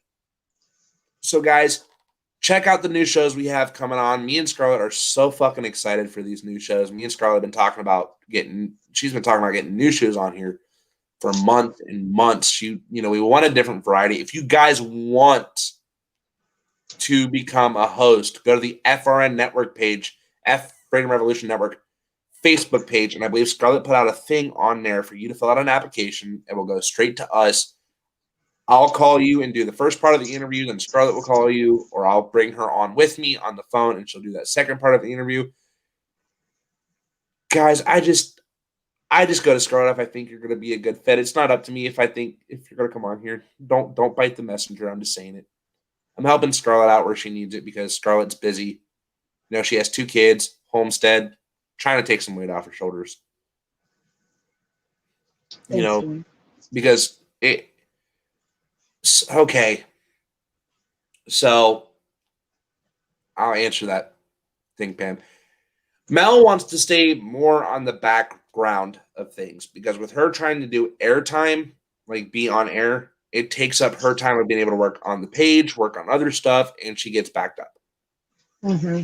Which is why we haven't seen Mel on here. Tim is still deciding if he wants a co-host or not. So things are in a process. Guys, and pray for Red. I don't know if that storm they're having is over yet or if it's still going, but I know they were getting ready to get hit with a storm tonight. Mm-hmm. So pray for them. Pray for David. Pray for David. Right. Pray for David, by the way. His horse died. Yeah, y'all. Smoke died. Send some prayers to David because we know that's one thing he enjoyed after his accident and everything was his new horse. I know he has another one already. It's that little miniature horse he's had. And he's bonding with it. But, pray for David. Guys, there's a lot of shit going on in this world. I mean, Scarlett's getting buried in the snow. Poor Scarlett. Yeah. Trying to keep that heat. Trying to keep that camper warm has to be impossible. It's actually pretty warm. And then pray for us out here in Ohio. 71 or 73 degrees inside my camper, depending on what thermometer you want to look at. Nice. And then pray for us here in Ohio, guys. Our cases fucking skyrocketed against Corona. And I put a heater underneath my camper now, so now the underbelly is sitting at 46 degrees, so it's not freezing. And pray for us here in Ohio. We jumped back up to 2,400. Pray for Ohio for what? We need to pray for Colorado first. Pray for Colorado, Alaska, California. Only reason I'm asking for prayers for Ohio again, dude, we jumped in 24 hours. It was 2,436 cases of coronavirus. There ain't that many cases of coronavirus. Do you know the PCR test, you can basically keep spinning and I can get a positive result whenever I want. So I know, but I'm saying that's just what they're saying, guys. Just pray for us because shit's getting bad. I know they're going to keep acting like this for the second wave. Pray, and you know what? I want to bring this up because this is around the holidays. Yeah, the storm is still going on, it looks like. Hold on. We're going to weather.gov real quick. I'll pull it up. Hold on. You got a winter storm warning in her area. If I can spell weather. Hazardous weather outlook. Winter storm warning until October 27th at 12 a.m. What's today? 26? Damn, that's tomorrow. Yeah, guys, I'll pull up the picture of Colorado. The northern Sangre de Cristo, Swatch County east of the Continental Divide below 10,000 feet. So this is where Red's at. Right here. Upper Rio Grande Valley. Because you got to click the middle of Colorado. I'm just going to do that. No, just click the middle of Colorado. That one's... The bottom. No, go down, there. No, that's not New Mexico, fool. That's but Colorado. At the bottom of Colorado. Yeah, at the bottom. Southeastern Colorado. Towards the other way. Oh, well, yep. I'll go back. Hold up. Yep, nope, that's it. And then click it again. Click Swatch. Do you see where Swatch is? Click Swatch. That one? SAG. UACHE. Yeah. Click Swatch. Okay. Then Click the no, go and click the winter, like the warning at 12 whatever, the second one, click that. Okay, so winter storm warning remains in effect until midnight Mountain Daylight Time. Heavy snow expected. Total snow accumulation of 12 to 24 inches across the higher terrain, with locally higher amounts across San Juan and San de Cristo Mountains, with 8 to 4 inches across the upper Rio Grande Valley. Winds gusting as high as 50 miles an hour, where eastern San Juan and La Garita Mountains, the upper Rio Grande Valley, and Sangre de Cristo Mountains. Until midnight Monday night, travel could be very difficult to impossible. Hazardous conditions could impact the morning commute. Cold wind chills as low as 20 below zero could cause frostbite on exposed skin in as little as 30 minutes. If you have to travel, keep an extra flashlight, food, water in your vehicle in case of an emergency. They say especially the heaviest snow will fall across the mountains, especially across the San Juan and San de Cristo ranges. Well, guess what? That's what literally circles red are all the way around. So Fair this enough. is a really bad storm for her. It's not normal. Yeah.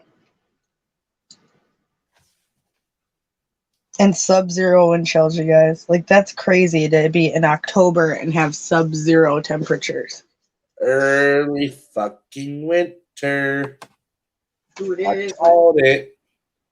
But you know, guys, I do want to say this.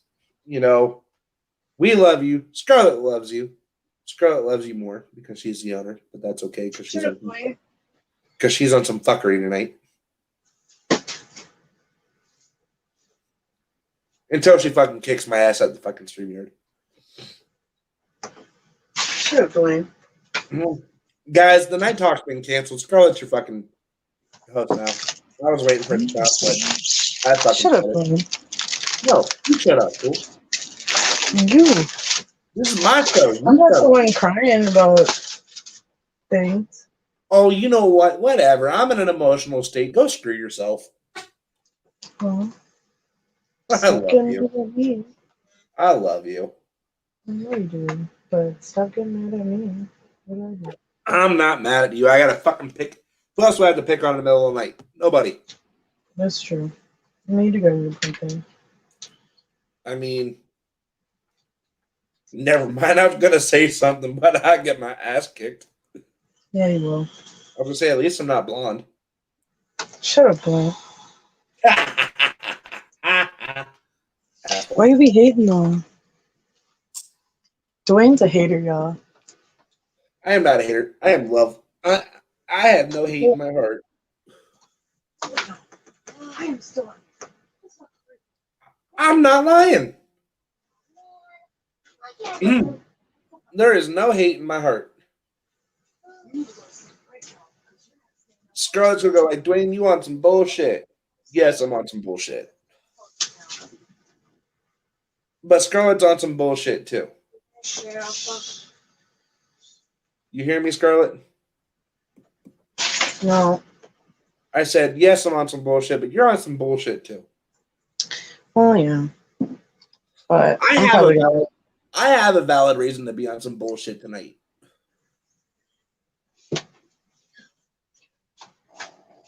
I'm processing emotions, damn it. God, I'm gonna cry again.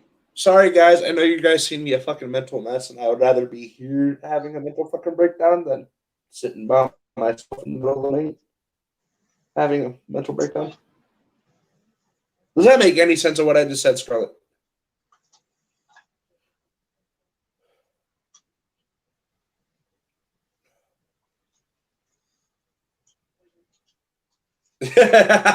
Scarlett, look what Pam said.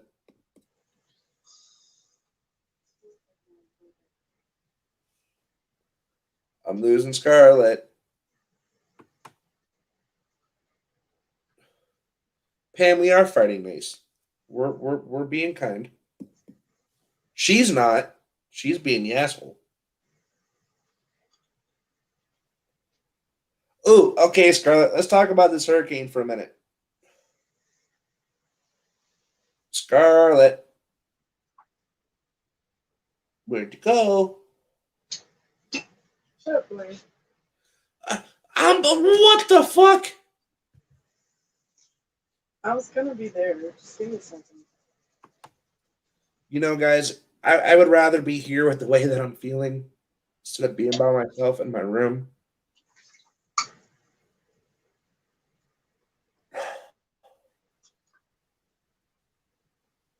This needs to be said, and I'm going to say it.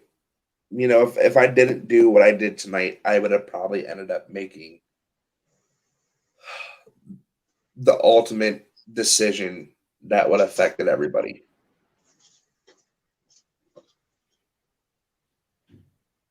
I don't know if that's making sense, and Scarlett will probably tell me to shut the fuck up here in about 2 minutes before she comes to Ohio and kicks my ass. I won't be the first time for that. But guys, I was contemplating suicide for a while. I've been in a very dark, rough spot. The past, what, Scarlett, would you say month and a half? Yeah. You know, and yeah, I've been debating it, but I've never developed a plan to do anything. Because I have trust in God, I have faith in God to get me through this tribulation and through this journey.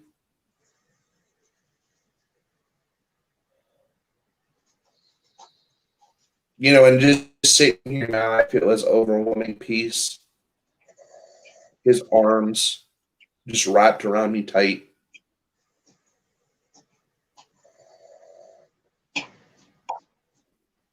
And I'll tell you this, there's no other feeling I'd rather feel right now. Because besides this, I am numb. Besides this, I am broken. But the Bible states, I am fearfully and wonderfully made. And that comes from the book of Psalms. My favorite Bible verse. My favorite book is Psalms.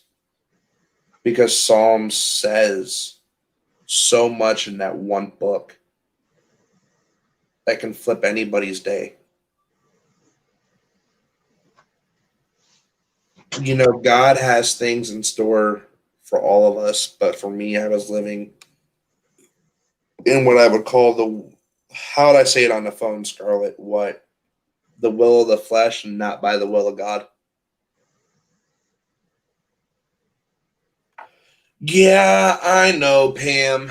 Oh, that sucks. Oh. You know, and I love Scarlett, you know, and,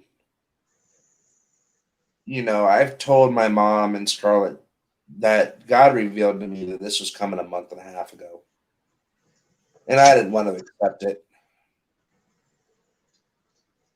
You know, I was kind of being like Christ before Christ was crucified. You know, if there's any way you can take this chalice from me, you know, then take it. You know, trust me, I didn't want to make the decision I did tonight, but when God said it's time, it's time. You know, and that's the weird thing, because when stuff happens, it happens.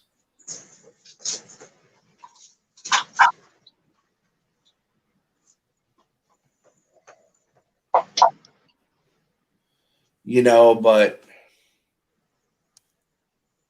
you know, when you feel that presence of the Holy Ghost in your room, you know, and you feel the baptism of the Holy Spirit sitting in your house, I don't know what other feeling I would rather feel.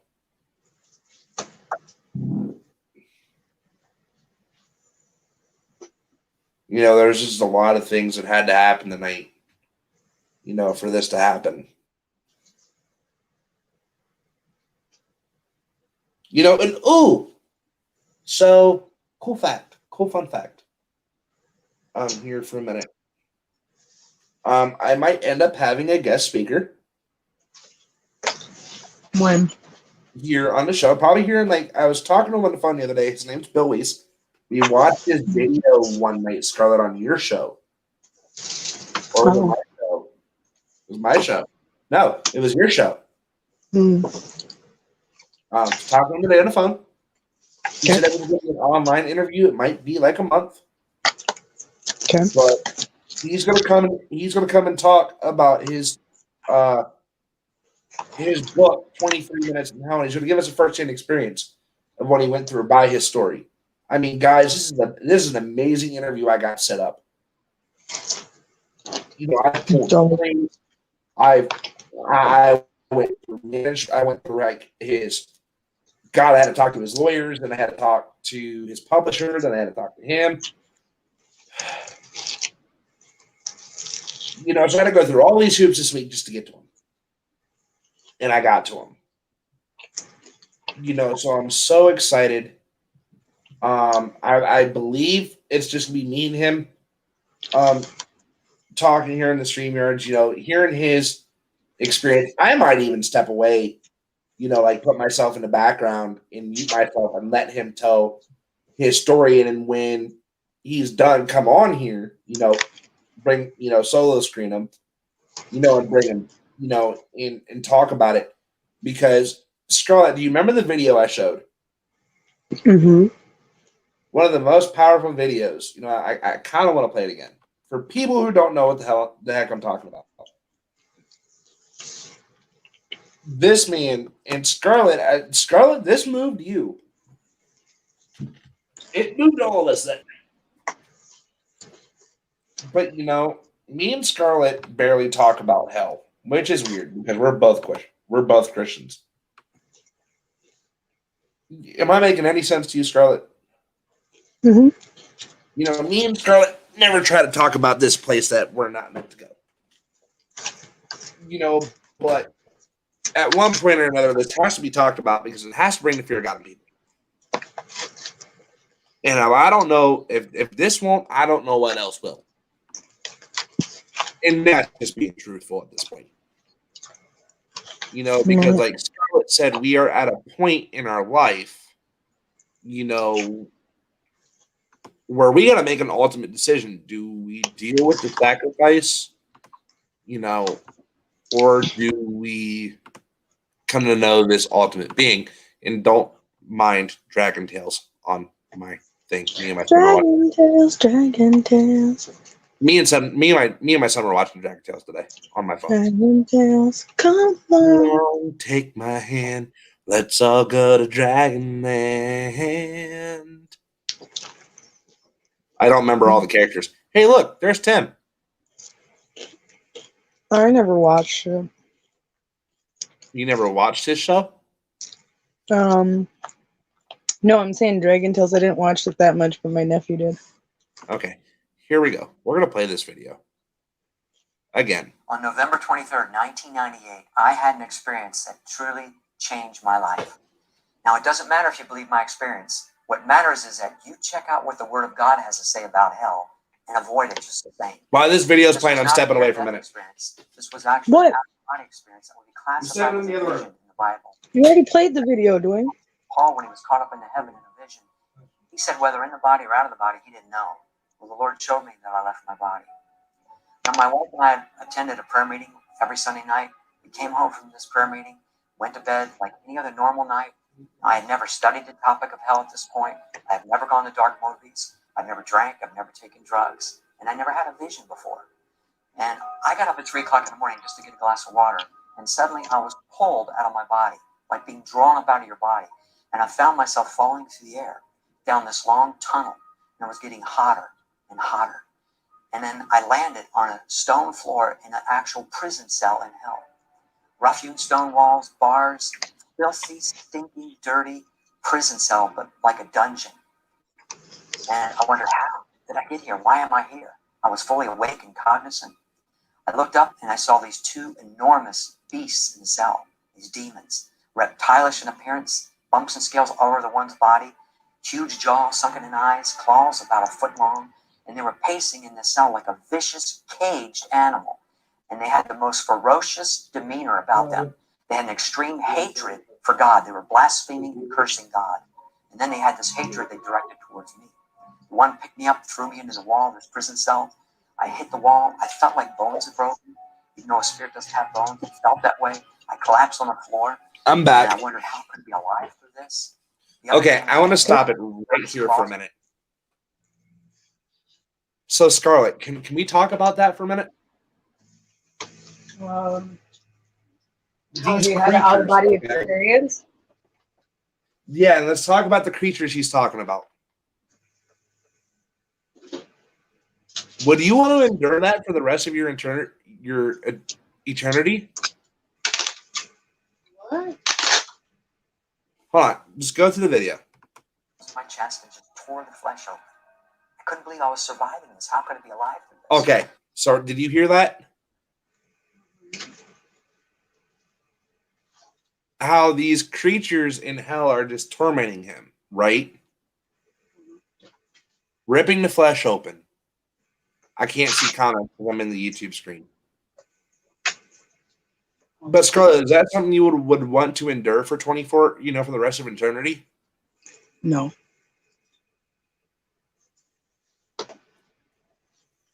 Not at all. Like, you would be shocked, Scarlett, if you saw them, would you not? Mm-hmm. I would. I mean, so guys, imagine what he's going through right now in this out-of-body experience. I just wanted to stop it right here for a quick minute. We're going to keep going. And by the way, this is for, how did you say it, Scarlett?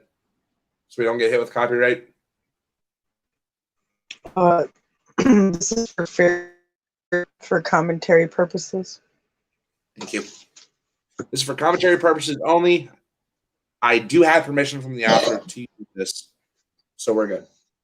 Let's go. I noticed I had a body. Remember Luke 16? He wanted a drop of water to cool his tongue. He had a mouth to speak and so forth. But this body withstands the torments. And I noticed, though, there was no blood or water coming from the wounds. But Leviticus 17:11 says the life of the flesh is in the blood. Well, there's no life in hell, so there's no blood. And there's not one drop of water in hell. And these demons have no mercy over you whatsoever. They have an extreme hatred for you. Now, about this time, it went dark. I believed it was God's presence there to illuminate it so I could see. But then he withdrew his light, and it resumed its normal state of absolute pitch black darkness. You could not see the hand in front of your face. While I was taken out of this prison cell, I was placed over next to this large, raging pit of fire that was actually about a mile across, with flames raging high up in this open cavern. And this is where I could first see people. There were thousands of people inside this pit screaming and burning. It was so horrendous to see a person on fire. They just looked like skeletons. And the screams were so loud and deafening. You want to get away from the screams, but you can't. Now, I understood I was down deep in the earth. I descended to get there. I ascended when I left. And I understood there were different levels of torment and degrees of punishment. But there is no tolerable, comfortable level in hell. Any area is far worse than you can imagine. I wanted to talk to a person, but you're kept isolated and alone for all eternity. You never, ever get to be with people. For all eternity, you're kept by yourself. I thought about my wife up on the earth, and I understood I'll never get to say goodbye to her. You don't realize how tormenting of a thought that is. I'll never get to be with my wife, enjoy her, hold her, and to not have any finality with your loved ones is extremely tormenting. That for all eternity, she'll never know that I still exist, that I'm down deep in the earth. Death does not mean cease to exist. Death means separation from God. You still exist. And I just missed her so much. I wanted to be with her so much. And the stench in hell is so foul and putrid, the worst open sewer you can ever imagine. And the demons themselves have a disgusting foul odor to them and the smell of burning sulfur. So you have to fight for even the tiniest bit of oxygen. You don't ever get to go to sleep. You're completely exhausted and you never, ever get to go to sleep. You're hungry, you never get to eat. You're thirsty. Remember the rich man in Luke 16 wanted one drop of water to cool his tongue. You never get that drop of water. The fear level that you experience in hell is so far beyond anything you can imagine. And I know something about fear. I was attacked by a 10-foot tiger shark, pulled down under the water. Well, that fear that I felt at that moment paled in comparison to what you feel in hell. I saw maggots crawling all over everything and snakes, demons that were only 2 and 3 feet tall. Some were larger, twisted, deformed, grotesque. When I was looking at all this horror, something began lifting me up this dark tunnel. And then suddenly this bright light appeared. All right, I'm gonna stop it there because I want to have a conversation before I play the rest of this video. So I'm gonna come back to YouTube. Okay, Scarlett, you still with me? Are you still with me, Scar? Yes. So let's talk about that for a minute because this is what we're going to be focusing on when he comes on air. Yeah. Right. This right here, this experience, and he talks about it forever, and he'll bring Bible verses, facts, things to back up what he's saying, that's in the Bible. I'm going all the way back to the New Testament, right? Mm-hmm. And then coming all the way to the New Testament. A lot of us don't even think about the Old Testament, what it says about hell. Right. Because the New Testament barely references it. Jesus uses a reference in parables. Right. But when we look about in the Old Testament, it talks about this torture. This place was never meant for us. It was meant, as you heard Bill Lee say, it was meant for the demons and his angels. Right. Need help? Which they actually touched on that at the conference about how we need to pay attention to the New Testament as well as the Old. Am I right? And so the thing is, is when we're dealing, with the Old Testament, like, don't write in the house.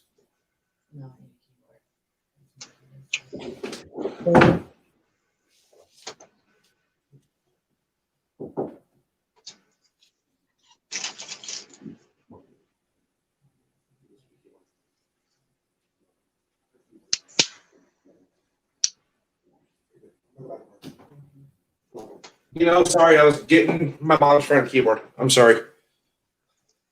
But like I was saying, so Scarlett, you said that, we never talk about the Old Testament, right?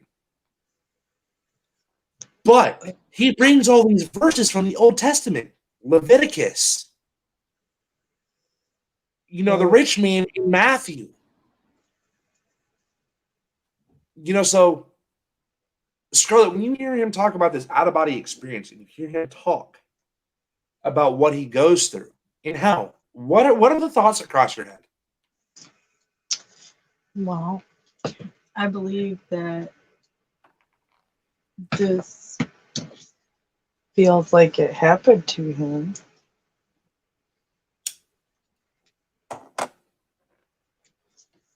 Okay, my next question. Right, so my next question is, what are your thoughts when he talks about the torment that he is enduring? It sounds awful. Like he said, they're ripping open his flesh, but there's no blood. They're throwing him against walls and breaking his bones. But the torment endures. But I want you guys to watch this part because I'm going to really have him focus on this part in his interview. And this is what we're going to deal with. So just watch because it's amazing. Here we go. Immediately who it was. And I just called out his name. I said, Jesus. He said, I am. When he said that, I went out. I passed out, and I don't know if I died, but he touched me. When I came to, it was at his feet that I realized that if he wouldn't have gone to the cross, I would be in that place for all eternity. And I was so grateful for the cross. I just want to thank him over and over and over. I didn't want to ask him any questions, but thoughts started coming to my mind, and he would answer my thoughts. And there was 8 different things that he answered for me. But I'm just going to share 2 of them with you. One is, I thought, Lord, why did you send me to this horrible place? He said, because many people do not believe hell is real. He said, even some of my own people do not believe hell exists. The second thing was the hopelessness. You see, God blocked it from my mind that I was a Christian. He hid that fact from me. Many scriptures in the Bible that point that out, but he hid it from me for this reason. You see, if I was there as a Christian, which I was, but I didn't realize, I would have known, praise God, he's getting me out of here. But as an unsaved person, he wanted me to experience what they feel. Hopeless. And you don't know what it's like to be absolutely hopeless. For all eternity, you understand you're never, ever going to get out of this place. There's not going to be anybody come rescue you. You'll never get out. that's the worst part of hell. Understanding you're never going to get out. You know, the most important aspect of this vision that Jesus shared with me was a piece of his heart. He allowed me to feel a little bit of what he feels, the anguish he feels for a soul going into hell, the great love he has for people. It was so overwhelming, I couldn't even bear to stand to feel even a piece of it. But Ephesians 3:19 said, his love passes knowledge. But the reason hell is so horrible is because it's a place absent from God's goodness and his attributes. You know, all good comes from God, James 1:17 states. And he withdrew his goodness because it was prepared for the devil and his angels, not for man. But if man rejects Jesus, there is no other place for him to go. Please hear me. You do not want to experience hell for even 1 minute, much less than an eternity. But 1 second after you die, it'll be too late. You will not get a second chance. Because God loves us, he gives us a free will to choose. Please investigate the scriptures for yourself so you can find the truth and avoid this place at all costs. That's a powerful message, Scarlett. I think it's the second time I've played this in 2 weeks. It is. But do you see why I'm playing it, though? I do. It's the important behind the message. And this is where I'm going to be human for a minute. James 1:17 says, for every good and perfect gift comes down from the Father of lights, who there is no shadow or variableness, right? Mm-hmm. John 3:16 says, for God so loved the world, he gave his only begotten Son. Whosoever believes in him shall not perish, but have everlasting life. But watch this. For his Son came into the world not to condemn the world, but to save the world through him. Next verse. For men have loved darkness, but their deeds have been exposed. They are afraid to come to the light because their deeds were evil.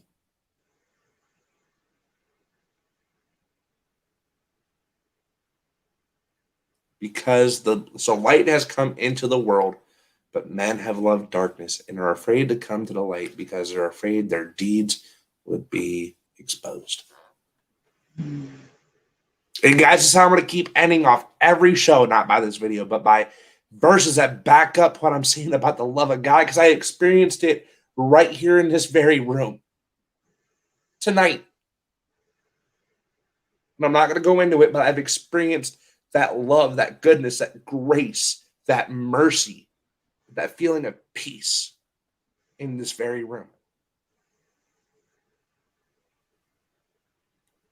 I know Scarlett's ready to get off here because she's not being very talkative. I know that's a sign that Scarlett wants to go to bed. Correct. Then sorry, Scarlett, I got laid on my heart again to play that video. I don't know why, but you know I follow it. Oh, yeah. There's a reason for everything, but I think it is important to think about, these things before we get too deep into things. And guys, I can't wait till he comes on here. I'm still figuring out the details and figuring out if he's going to come on next month in December, somewhere before the end of the year. I know it's going to be a really good experience. Scarlett, I would love to have you on here with us when it happens. Okay. But when he goes into his story, we're going to back out, give him solo screen and let him share it. And then we'll come back in when he's done and ask questions and interviews. But I cannot wait to hear this man, Scarlett. I mean, it's going to be amazing. You know what I mean? Oh, yeah, So, absolutely. so get ready this week for Dr. Jared Oschendorf. He is a chiropractor, as well as the founder of the Global Health Freedom Summit. I'm going to have to ask him some questions in chat. You should. So, like, what can I do for my back at home? Yeah. Oh, screw it. You better let me on chat with you guys and let me ask questions personally, damn it. I don't know about that, Dwayne. By the way, guys, here soon we are going to have another interview with Delana Bodine and Michael Bodine, which is this group me and Scarlett are both in together called the Lies Dead Recovery Group. They made some good changes to their group. I'm in the process of scheduling with Michael now for sometime here in the next week or two. So, guys, when you catch that interview, we've had them on here before. They're really good guests. Scarlett loves them. I love them. Scarlett actually joined the group. So Scarlett gets to see some of the things that go on inside the group. I haven't got her in a meeting yet, but Scarlett, hopefully here soon I can. You know, so you can get in there and see, you know, what it's like to be in a room full of addicts and how we support each other. But guys, this is the end of the Night Talk. It's been 2 hours and 5 minutes. Thanks for coming, everybody. We appreciate you. So guys, I'm going to end with a quick word of prayer, and Scarlett's going to go with her exit, and I'm going to go with mine. But if we can all just bow our heads and take a quick moment. Let's take a moment of silence for a minute.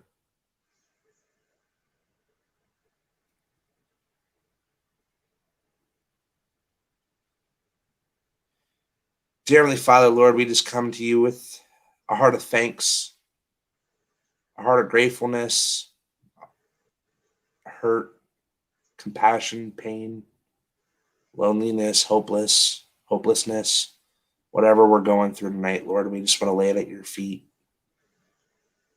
Lord, we just want to thank you again for your son dying on the cross so we can feel your amazing and everlasting love. Lord, pray for the people that are being affected by the weather, by the hurricanes that are moving in again towards the United States and all different parts of the world. Mm-hmm. Lord, I said Zeta is coming. Hurricane Zeta is coming, Lord, but we know that you knew this was going to happen even before we knew. Lord, we pray for Red and them that are in Colorado, that are getting ready to hit, that are getting hit currently by this winter storm. Which is good for the wildfires, bad for everybody else. Good for the wildfires, bad for everybody else. Lord, I ask you to pray for people in Alaska. I know they got hit a couple days ago with a major earthquake and a tsunami warning. Then, Lord, I ask you to pray. I ask you to put your hand over this election. Lord, yes. God, we know that you said whoever you wanted to be appointed power, let him be appointed. Lord, just guide them. Let them be guided by your hand in what your will is. Not for the will of the flesh that we live in, but for the will that you said in our Lord's Prayer when you said, let your will be done on earth as it is in heaven. Lord, I ask you to keep your ever-loving peace on the people who have not come to know you yet, but Lord, are getting rocked by these wildfires, these hurricanes, these earthquakes, whatever natural disaster or whatever situation it is in your life, Lord, before it's too late, let them come to know you. Lord, we just thank you for another amazing time here in the FRN Network. We just thank you for bringing this network into mind and into Scarlett's vision and letting it come to fruition and letting it come to light. Lord, we just thank you. We love you. We praise you. We honor you in your son's mighty name. Amen. Amen. Scarlett, you got a prayer out of your little book? I do, I think.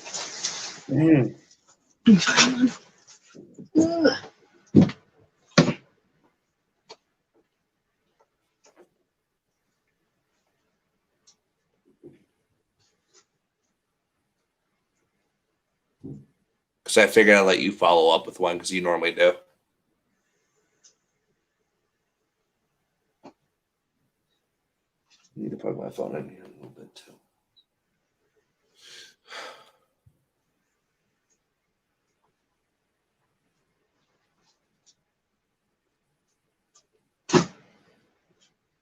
Actually, I'm log into Facebook. Scarlett had to go find her little book. Monday. We'll do a Monday morning. And I was going to say, it is Monday, it's 26, so why don't we just do that? Monday evening, Monday morning. Do Monday morning. You're going to have to send me pictures of each day, will you? Throughout the week. Heavenly Father, we thank you for the privilege of work. Use our talents and energies in your service for our fellow man.